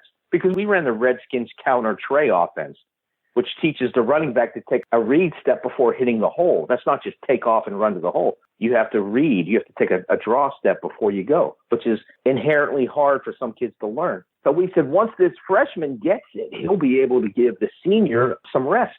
We won't have to give him the ball 25 times a game. Well, don't you know, on Monday of that week, the senior walked into the head coach's office and said, I want to transfer to this private school, and I don't want you to put up a stink about it. I want you to transfer and let me play so I can play my senior year there, which our head coach was the athletic director. He said, okay, if you don't want to be here, you don't have to be here. And that week, we started that freshman. That over that next week, we completely changed the offense and started going from under the center to a shotgun. We had a quarterback who just had an amazing year, but we had to rely on that running back, and his name is Miles Sanders, and Penn State fans know him, and he's the rookie sensation that just blew up the Philadelphia Eagles backfield this year. So we called Miles into work early. He was just a little baby freshman at the time. Nice. He showed out, and he did an amazing job at Penn State, and he's once again one of those guys that is a nice young man and takes care of his community, takes care of his mom. Just a pleasure to know. I don't know him as well as I know some of the other guys because I was only around him a year, but my friends know him well, and he's just magnanimous and kind and do anything for you. So those are the stories you want to hear about those guys in the NFL. Yeah, it is. And so of all those people that you mentioned, Quentin, Trayvon, Rontez, and Miles are still currently playing. Everybody else is retired. Wait, what's that? Hold on. I'm just being informed right now. This just in, I believe Rob Gronkowski might make a return to the NFL. I don't know if you have any inside info, and I don't want to know if you do. That's not what this is. But what do you think about the idea that he might come back after being gone for a couple of years? I was hoping you'd do your Sam the Eagle straight from the Muppet News Desk. This just in. Let's go out to Kermit, our reporter on the scene. I'm hearing that Rob Gronkowski is going to be a Tampa Bay Buccaneer. Daniel LaRusso's going to fight? I think I can tell this story. I send out inspirational text messages every day to a number of people, and Rob's on that list. And there's a quote on my book, something he said about me, and I used it on the cover of my book, which is, I get these inspirational messages from Coach every day, and it gets me through. Roughly, that's what it says. And I'm closest to his oldest brother, Gordy, because we're closest in age, even though I'm much older than him, but he was always around more, and he's the business guy. He's the oldest. When I would go to Boston a couple times I did for a game, I'd interact more with him. Gordy and I talk every once in a while, and he's an amazing young man, great businessman like all the other ones, but he's the oldest and maybe the wisest. But I was texting Gordy, and he kept giving me the thumbs up. But about a year ago, I was having a conversation with Gordy about Rob, and he'd retired, and it had been about a month or 5 weeks. And I asked him, I said, how's he doing? He's like, well, Joe, it can't be easy. And I went, no, it can't be easy. The kid wanted to be the best football player in the NFL since he was 10 years old, and he was, and now he's 30, and he's out of a job. This is how I explain Rob is, what did you want to be when you were 8 years old? Did you want to be an astronaut? Did you want to be president of the United States? Did you want to be a football player? Well, Rob wanted to be the best football player in the NFL, and he worked every day to do that. And then he got to be the best player in the NFL, obviously at his position, but arguably the best. And he woke up in that dream of that 8-year-old dream every day. So, of course, he's a giddy, fun-loving guy. And I like those guys. I love the way Juju Smith-Schuster acts. He's having a blast being who he is. And I like that. I don't like famous people that can't handle being famous or think it's a chore. Playing a game for a living is fun. It's still a work, but it is fun, and those guys have fun doing it. And I love that about Juju and Rob. And that's the way Rob played. So a year ago when I'm talking to Gordy, I said, of course he's bummed out. Gordy, he worked his whole life to do this. And I never thought he would come back. I couldn't imagine a scheme. Rob's very smart, has his fingers in a lot of pies, could make money a bunch of different ways. I think he was taking acting classes at some point. He may still be taking them. The guy meditates. He's a unique person, and I don't think too many people know the whole Rob Gronkowski. I know him better than most, and I know I sure don't. He's a lot smarter. He's a lot more well-spoken. He's a lot more well-read than people give him credit for. But he's not dumb, and he loves playing the game. So I guarantee this is more strategic than it seems.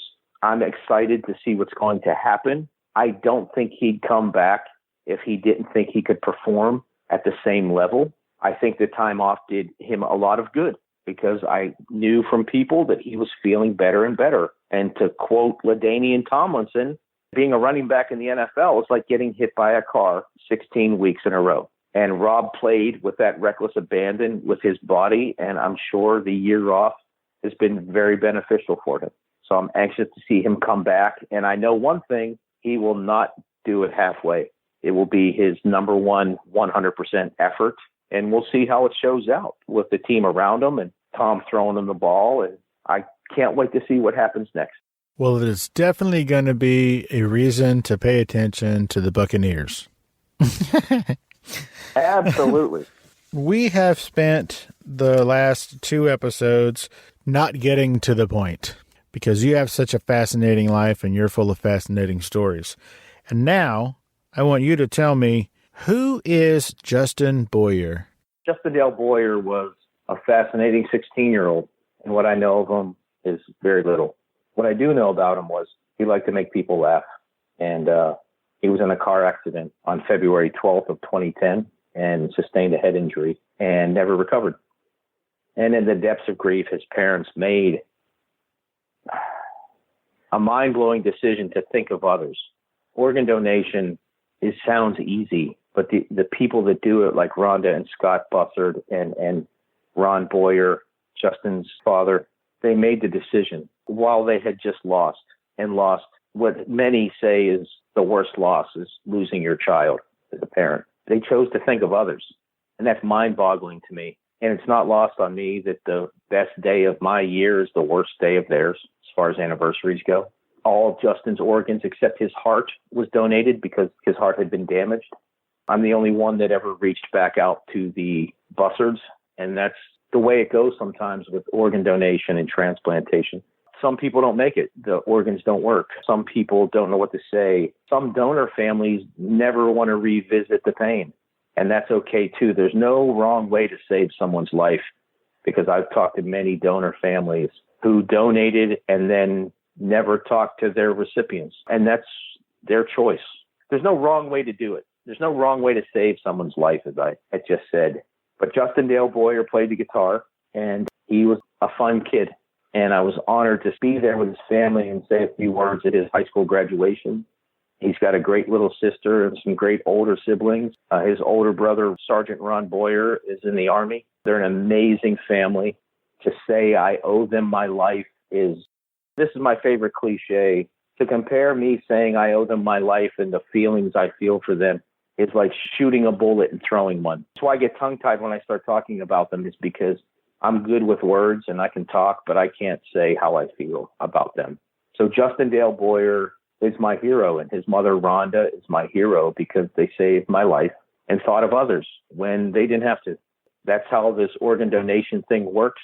It's a beautiful thing and it's an awful thing. And that's why I was depressed, because someone was going to have to die and I didn't know who, and I didn't think anyone should have to die so I could live, but that's the way it works.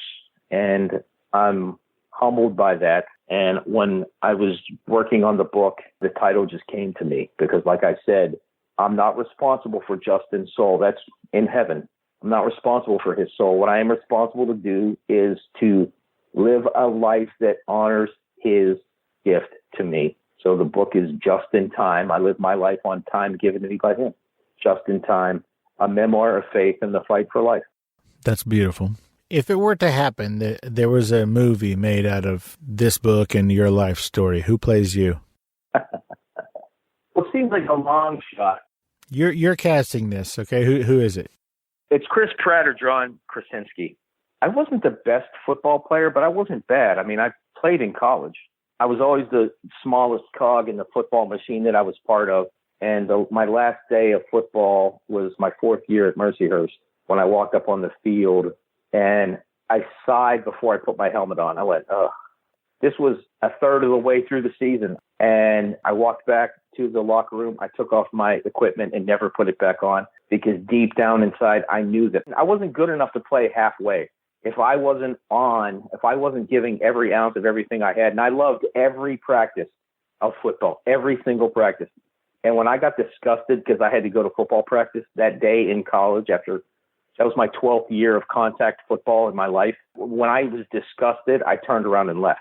I wasn't starting, so it wasn't a big gaping loss to the team. I was a special teams player at best. It wasn't a great loss, but I supported the team. And some of the coaches tried to talk me back on the team. And I said, no, I can't do it. I'm not that good. So that, I say that because I don't know if John Krasinski could pull off being a football player. He did it once before. He was already in a football movie. John Krasinski? Yeah. What movie was that? Was he in The Little Giants? No, he was in that George Clooney one. Wait, there's a George Clooney football movie? Are you high? No, never in my life. It's called Leatherheads. Leatherheads is a 2008 American sports comedy film from Universal Pictures directed by and starring George Clooney. The film also stars Renee Zellweger, Jonathan Pryce, and John Krasinski, and focuses on the early years of professional football, back when they wore leather helmets. I've never seen or heard of that movie. It made $41 million at the box office. I'm astounded that I've never even heard of it. That's saying something. Now, don't get me wrong, it still lost like $15 million, but yeah, it made 41. Go check it out. But so yeah, John can play football. John Krasinski, only because his father's from Pittsburgh, and he gave an interview when they were hyping up Promised Land that he thought the world wants to see real life stories. And I love The Office, of course. I really like his acting. His Jack Ryan is great. I think it would be tough for Chris Pratt to play me, but I think he has the chops to do it. Because what you don't know about me is that, as I kind of said earlier about kind of my life being like Forrest Gump, is there's an element of Joker in my life.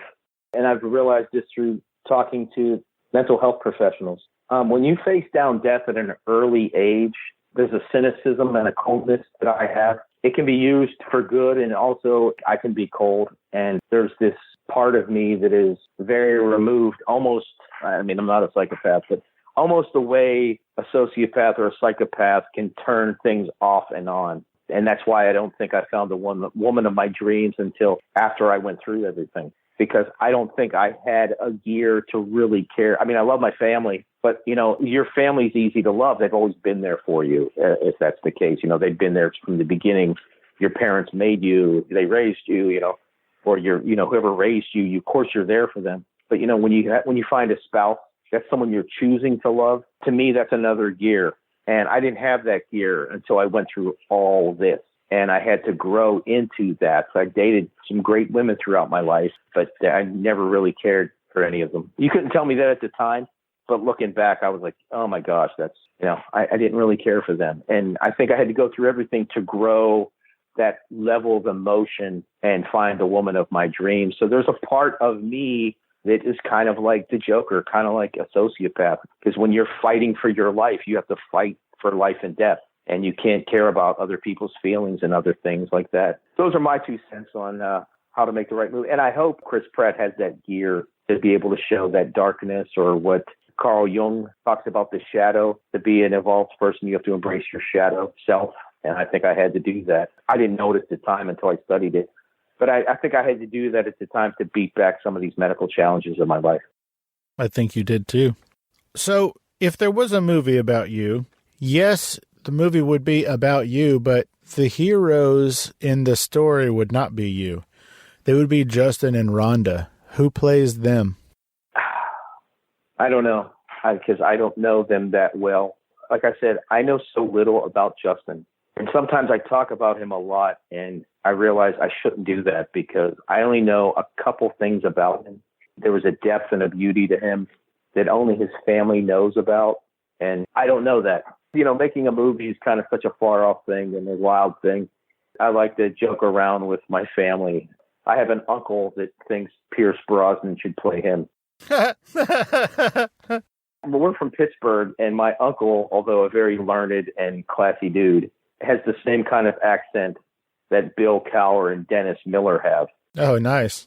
Yeah. So can you imagine Pierce Brosnan playing Dennis Miller in the Dennis Miller story? No, I can't even, not even a little bit. Yeah. My uncle's a good-looking guy. Don't get me wrong. He's not Pierce Brosnan. He's not James Bond good-looking, but I like to joke about that. It's fun because you don't think it's ever going to happen. Yeah, that's true. Hey, you went to Los Angeles? I did. It was at the end of February. Did you go by yourself? No, I went with the love of my life, my angel, Jennifer. Oh, how did your wife feel about that? Well, I had to go out there for organ donation reasons. I helped Joey Gates, who was a Cup NASCAR driver. He has donated his mother's organs a month after he turned 18, came home, and she'd had an aneurysm, and he made the tough decision that Rhonda and Scott and Ron Boyer made.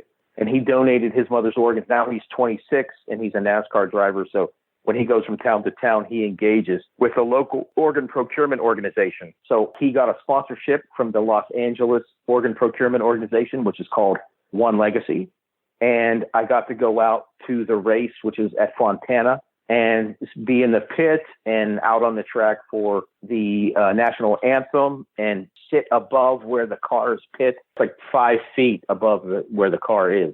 Forget hearing it and feeling the vibration. You can smell the rubber as they rumble by on pit row there. It's an amazing thing to do.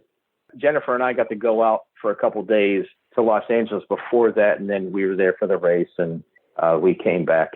Well, let me ask you this. What did you and your wife Jennifer do on her first trip to Los Angeles? Well, keep in mind, if you've been listening, Streetwalkers, that I've led this Forrest Gump type life, so why this surprised me, it shouldn't have. But about a month before we went to Los Angeles, Jennifer came to me and said, "Hey, you're a Judd Apatow fan, right?" She knows me. And she didn't say that. She said, "Hey, there's this thing called Judd Apatow and Friends, and the tickets are $50, and I think it's a comedy thing." And I said, "Judd Apatow, $50? Yeah, let's do it." She said, "It's the first night we get there." I said, "Cool." So, I was excited, and I know, and Steve, who Judd Apatow's best friend is. And I wondered, and I started looking up this, and there'd been other ones. It's a fundraiser, and they have it at this place called Largo at the Coronet, and it's a little kind of nightclub kind of thing in West Hollywood, and I couldn't learn a lot about it, but I knew in the days before Judd Apatow and Friends, Nick Kroll and Friends had a thing, and Sarah Silverman and Friends had an event there. So I'm like, okay, I guess they have their friends come out and do a little comedy or whatever. So we got up at 3:30 in the morning, Florida time, and got on the plane and flew to Los Angeles and landed in Los Angeles at noon and Ubered to our downtown hotel and kind of chilled out for a little while. And we said, this thing starts at 8:30. So at around 5:30, I said, let's go downstairs. And Jen likes to have some red wine. We'll have red wine. You get your red wine. And we'll decide what we're going to do for dinner. So we went down, and she said, I'm really tired. And I said, well, then let's just eat here and then relax and then go to the show straight from here. And she said, okay, let me have some wine. So now it's about 20 after 6. And she has 2 sips of wine and essentially starts to melt. And because of the jet lag and the long day and literally 2 sips of wine in 5 minutes, she's lost all desire to leave the hotel. She wants to fall asleep in the chair in the lounge. And I have to talk her into toughing it out for this event. And I admit we almost blew it off. So I said, well, let's go out there early and maybe, the vibe of the whole place will, get us going. So we went out and we got there at 5 to 7 and they opened the doors and we got our tickets. Largo at the Cornet is what you think is this rundown kind of coffee house. Used to be a movie theater. When I was a kid, I would have been like, this place is a dump. But I know now as an adult that it's historic. And if they made any upgrade, they'd have to bring it all up to code. And then they couldn't have that many seats there and they'd need this and that. And it would ruin the whole vibe of the place. So Jennifer's almost falling asleep outside the theater. Once they opened the theater at around 8 o'clock, we went in, got our seats. There are these hard steel seats back when people used to watch movies and shows when everyone was skinny. I'm not a big guy, but I had to sit forward to get in my pocket. Like, it was tough. And of course, 8:30 comes around and thank God they started the show and it's packed. The small high school I went to for 1 year before they combined them, it was twice the size of this theater. It was not big at all. I looked it up today, 250 seats. We were on the right section on the aisle, about 5 rows back. And Judd Apatow comes out and everyone's applauding and excited. And, he starts talking about the money raised, the $50 per seat went to the Jewish Defense League. He made some reference to coronavirus and buying bottled water. And he was doing some jokes and they were funny. And he said, when you do one of these things with your friends, you call around, you put the call out and people respond who can come. And sometimes these lineup cards are better than others. And he said, and I'm amazed to tell you that tonight we have the best lineup we've ever had by far. And I'm a salesman, Steve. I'm like, yeah, I've heard that before. Like, I'm sure he says that every time. Well, Judd, if you're listening, thanks for proving me wrong time and time again. So Judd does some jokes and he's funny talking about his daughter and who's an actress and she's making so much money she moved home and that was all funny. And he announces the first comedian of the night is Ian Edwards. And once I heard the voice, I knew who Ian Edwards was from Comedy Central. He was hilarious, as funny as a comedian as I've ever seen. And I've seen Sebastian Maniscalco and Jay Moore and guys like that, and even saw Seinfeld. Ian Edwards, in my opinion, is right up there. Side splitting. My stomach was hurting. I was laughing so hard. And he's done, and Judd comes out and says, okay, guys, ladies and gentlemen, Bo Burnham. And I didn't know who Bo Burnham was until he walked out on stage, and I went, oh, my gosh, it's that kid.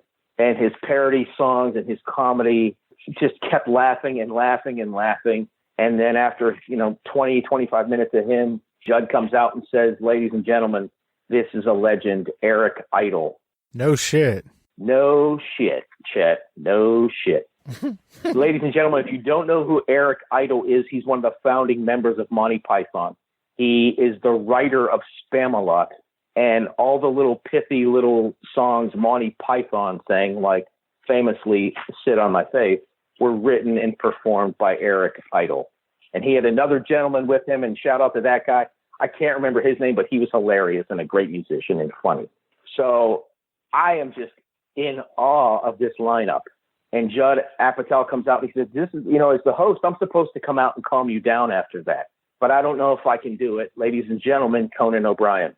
And Conan came out and just essentially walked around the theater doing his show with people in the audience, talking to them, engaging them, being hilarious the whole time. He didn't have like a set, but he was just being himself. It was like we were all the guests on the show. And he and Judd told funny stories.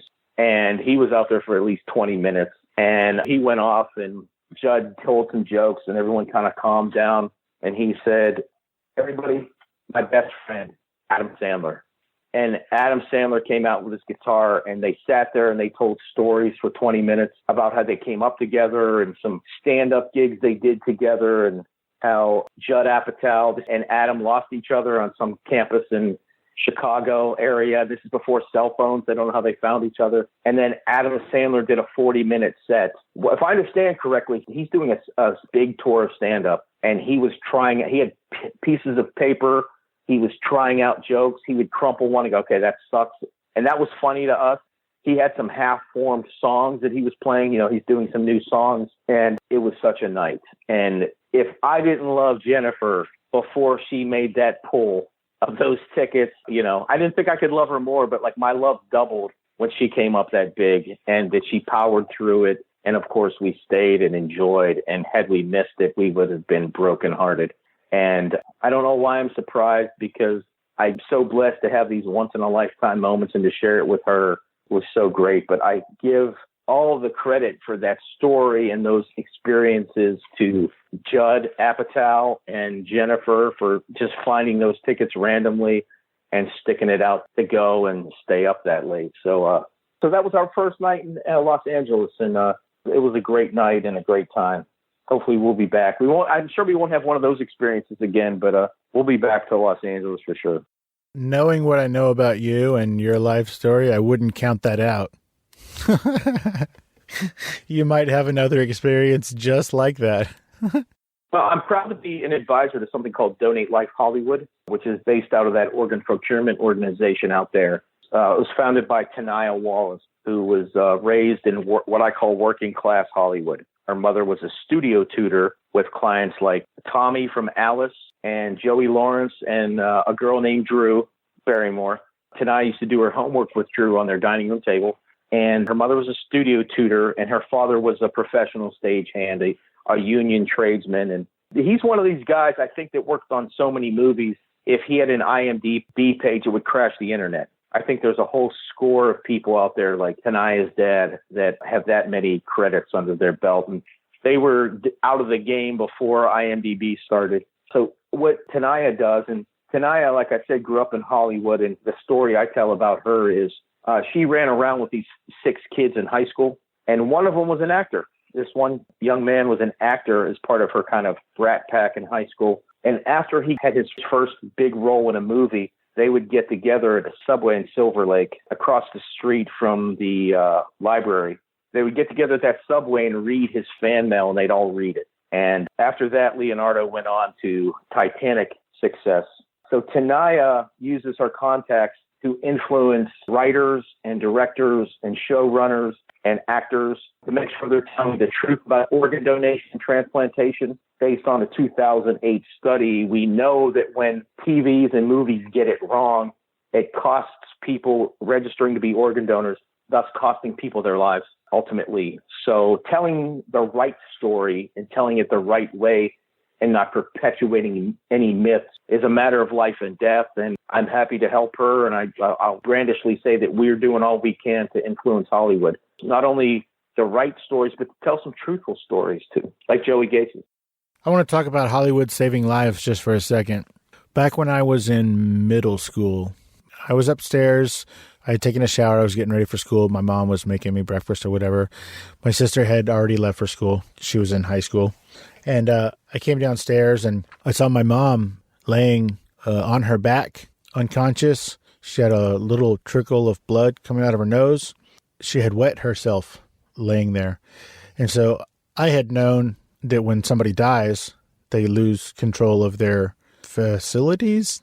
They lose control of their bladder. And so I thought for sure my mom was dead. And so I called 911. And the reason I'm telling this story is because I lived at that time in an apartment complex that had the same name as an apartment complex one street over. You know, one was called Broken Oak and one was called Broken Oak 2 or whatever. And when I called 911, after I told the lady everything she needed to know, I was about to hang up. And then I remembered that I had watched a G.I. Joe cartoon maybe a week before. And on those G.I. Joe cartoons, they would always have like a little PSA or a little, you ought to know kind of a thing at the end. And I remembered that it had said that if you ever need to call 911, let them hang up first, because that's how you'll know that they have all the information they need. And so as I was about to hang up, I remembered that, and then I waited. And then the operator was, talking to me and asking me some more questions or whatever. And then she said, the ambulance is telling me they're there. Do you see them? And I could hear that they were at the other apartment complex across the street or one street over. And I said, no. They're over on the other street. There's two of them with the same name. I'm over here at this other one. And, they came and saved my mom's life, basically. Well, not basically. They came and got my mom and saved her life. But it was because I had seen that cartoon that I stayed on the phone and directed them to the right apartment complex. And so when you say that Hollywood does have an effect and they can save lives, or inversely, they can cost them. I agree with you, and that is my real life example of how that could have turned out a lot differently. Had I hung up, they would have wandered around that other apartment complex looking for me. That could have cost, well, it would have been valuable time. It could have cost my mom her life. So good work with what you're doing with that organization. I think that is phenomenal, and I think it is needed. So keep doing that, man. Well, like G.I. Joe told us back then, and I'll tell you now, knowing is half the battle. Thank you. That's what that was, the segment. I was like, it was called The More You Know. No, not that. So they would say, and knowing is half the battle. G.I. Joe. And then, That's right. That was a great cartoon, wasn't it? It was a good cartoon, man. I loved it. Well, Joe, I know that we didn't get to a bunch of stuff. We didn't even talk about did you meet Jerry West? Yeah. I told you I worked in Las Vegas, and my first night there was a game at the Thomas and Mack Center. And in 2 previous places where I worked, I had interacted with Dick Vitale. So this wasn't me seeing Dick Vitale in a situation and when I say I talked to him, I was, in charge of the on-court entertainment, which is, anything but the game. We're throwing out T-shirts and cheerleaders coming out or the band playing. Like I had all the in-game entertainment stuff. And Dick Vitale always wanted to be part of it and have fun, pregame.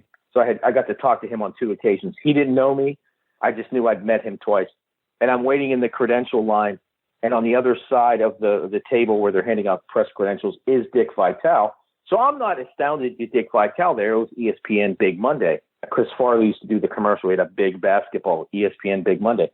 And it was New Mexico versus UNLV. And Dick Vitale was talking, and he looks to his right and says, "Hey, what are you doing here?" And he kind of like pointed at me. Well, he's Italian like I am. We talk with our hands.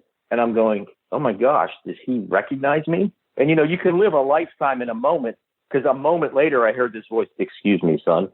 And I stepped to the side, and the logo walked by me, Jerry West.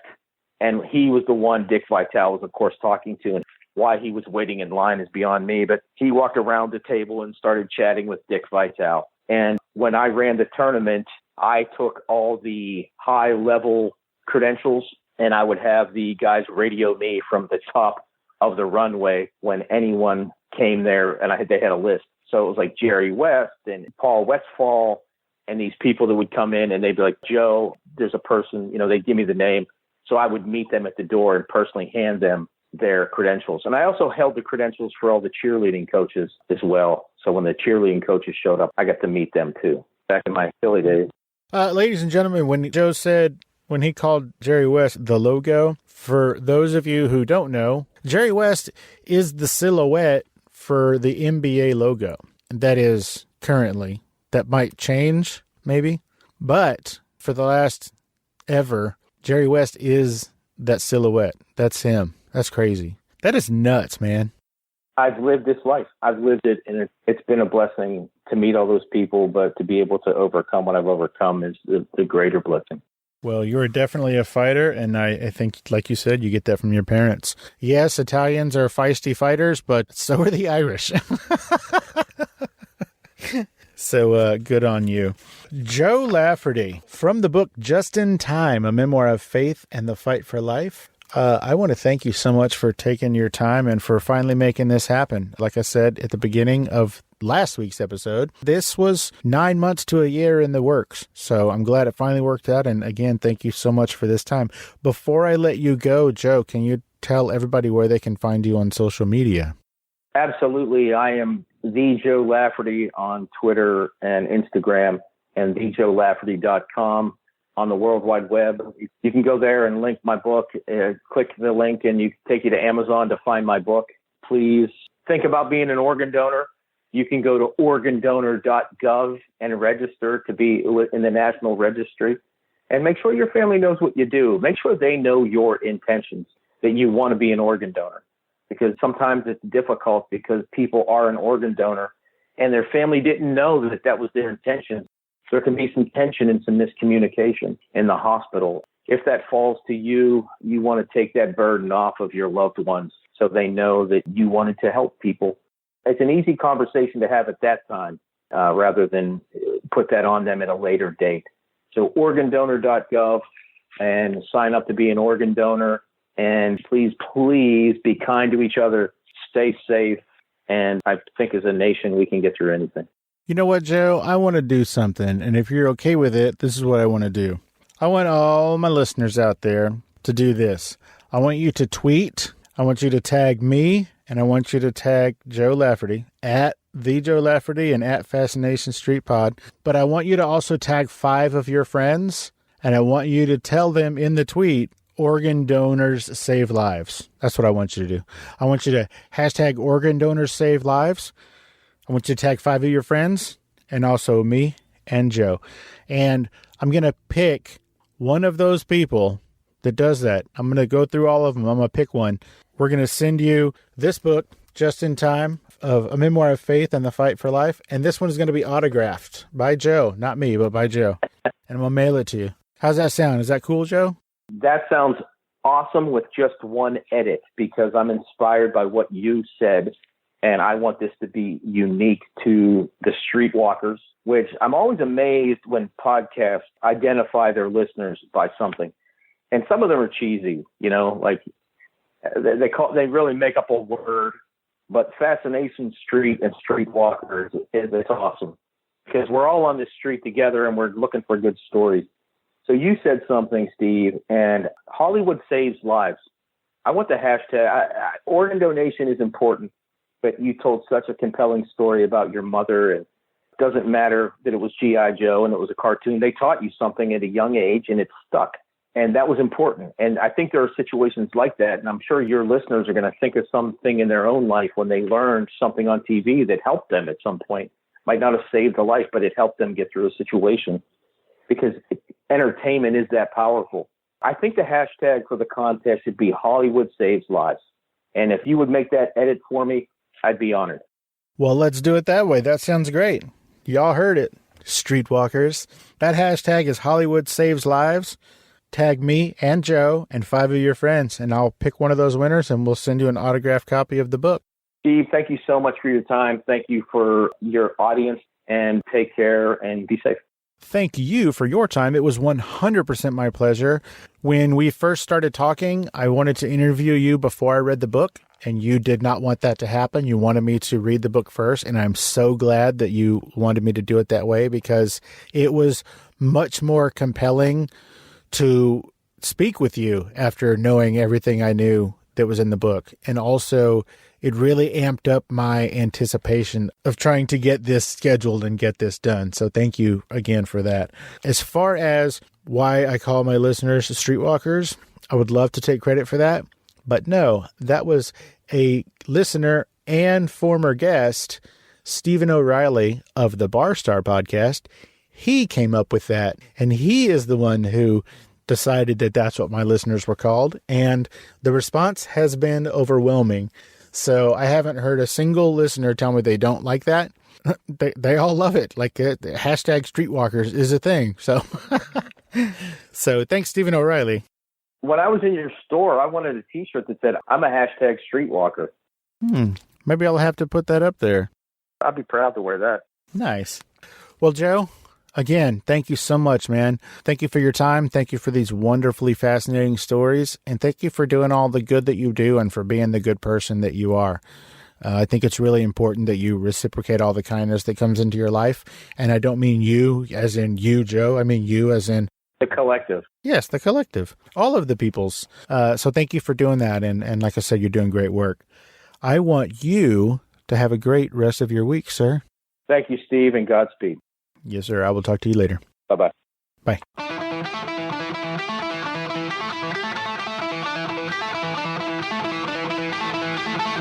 Opening music is the song Magnolia from the 2001 album Intransigence, used with permission from Douglas Miles Clark. Closing music is from the song Say My Name off the 2021 album Underdog Anthems, used with permission from Jack's Hollow. If you like the show, tell a friend. Subscribe and rate and review the show on iTunes and wherever else you download podcasts. Don't forget to subscribe to my YouTube channel. All the episodes are available there as well. Check me out on Vero at Fascination Street Pod and TikTok at Fascination Street Pod. And again, thanks for listening.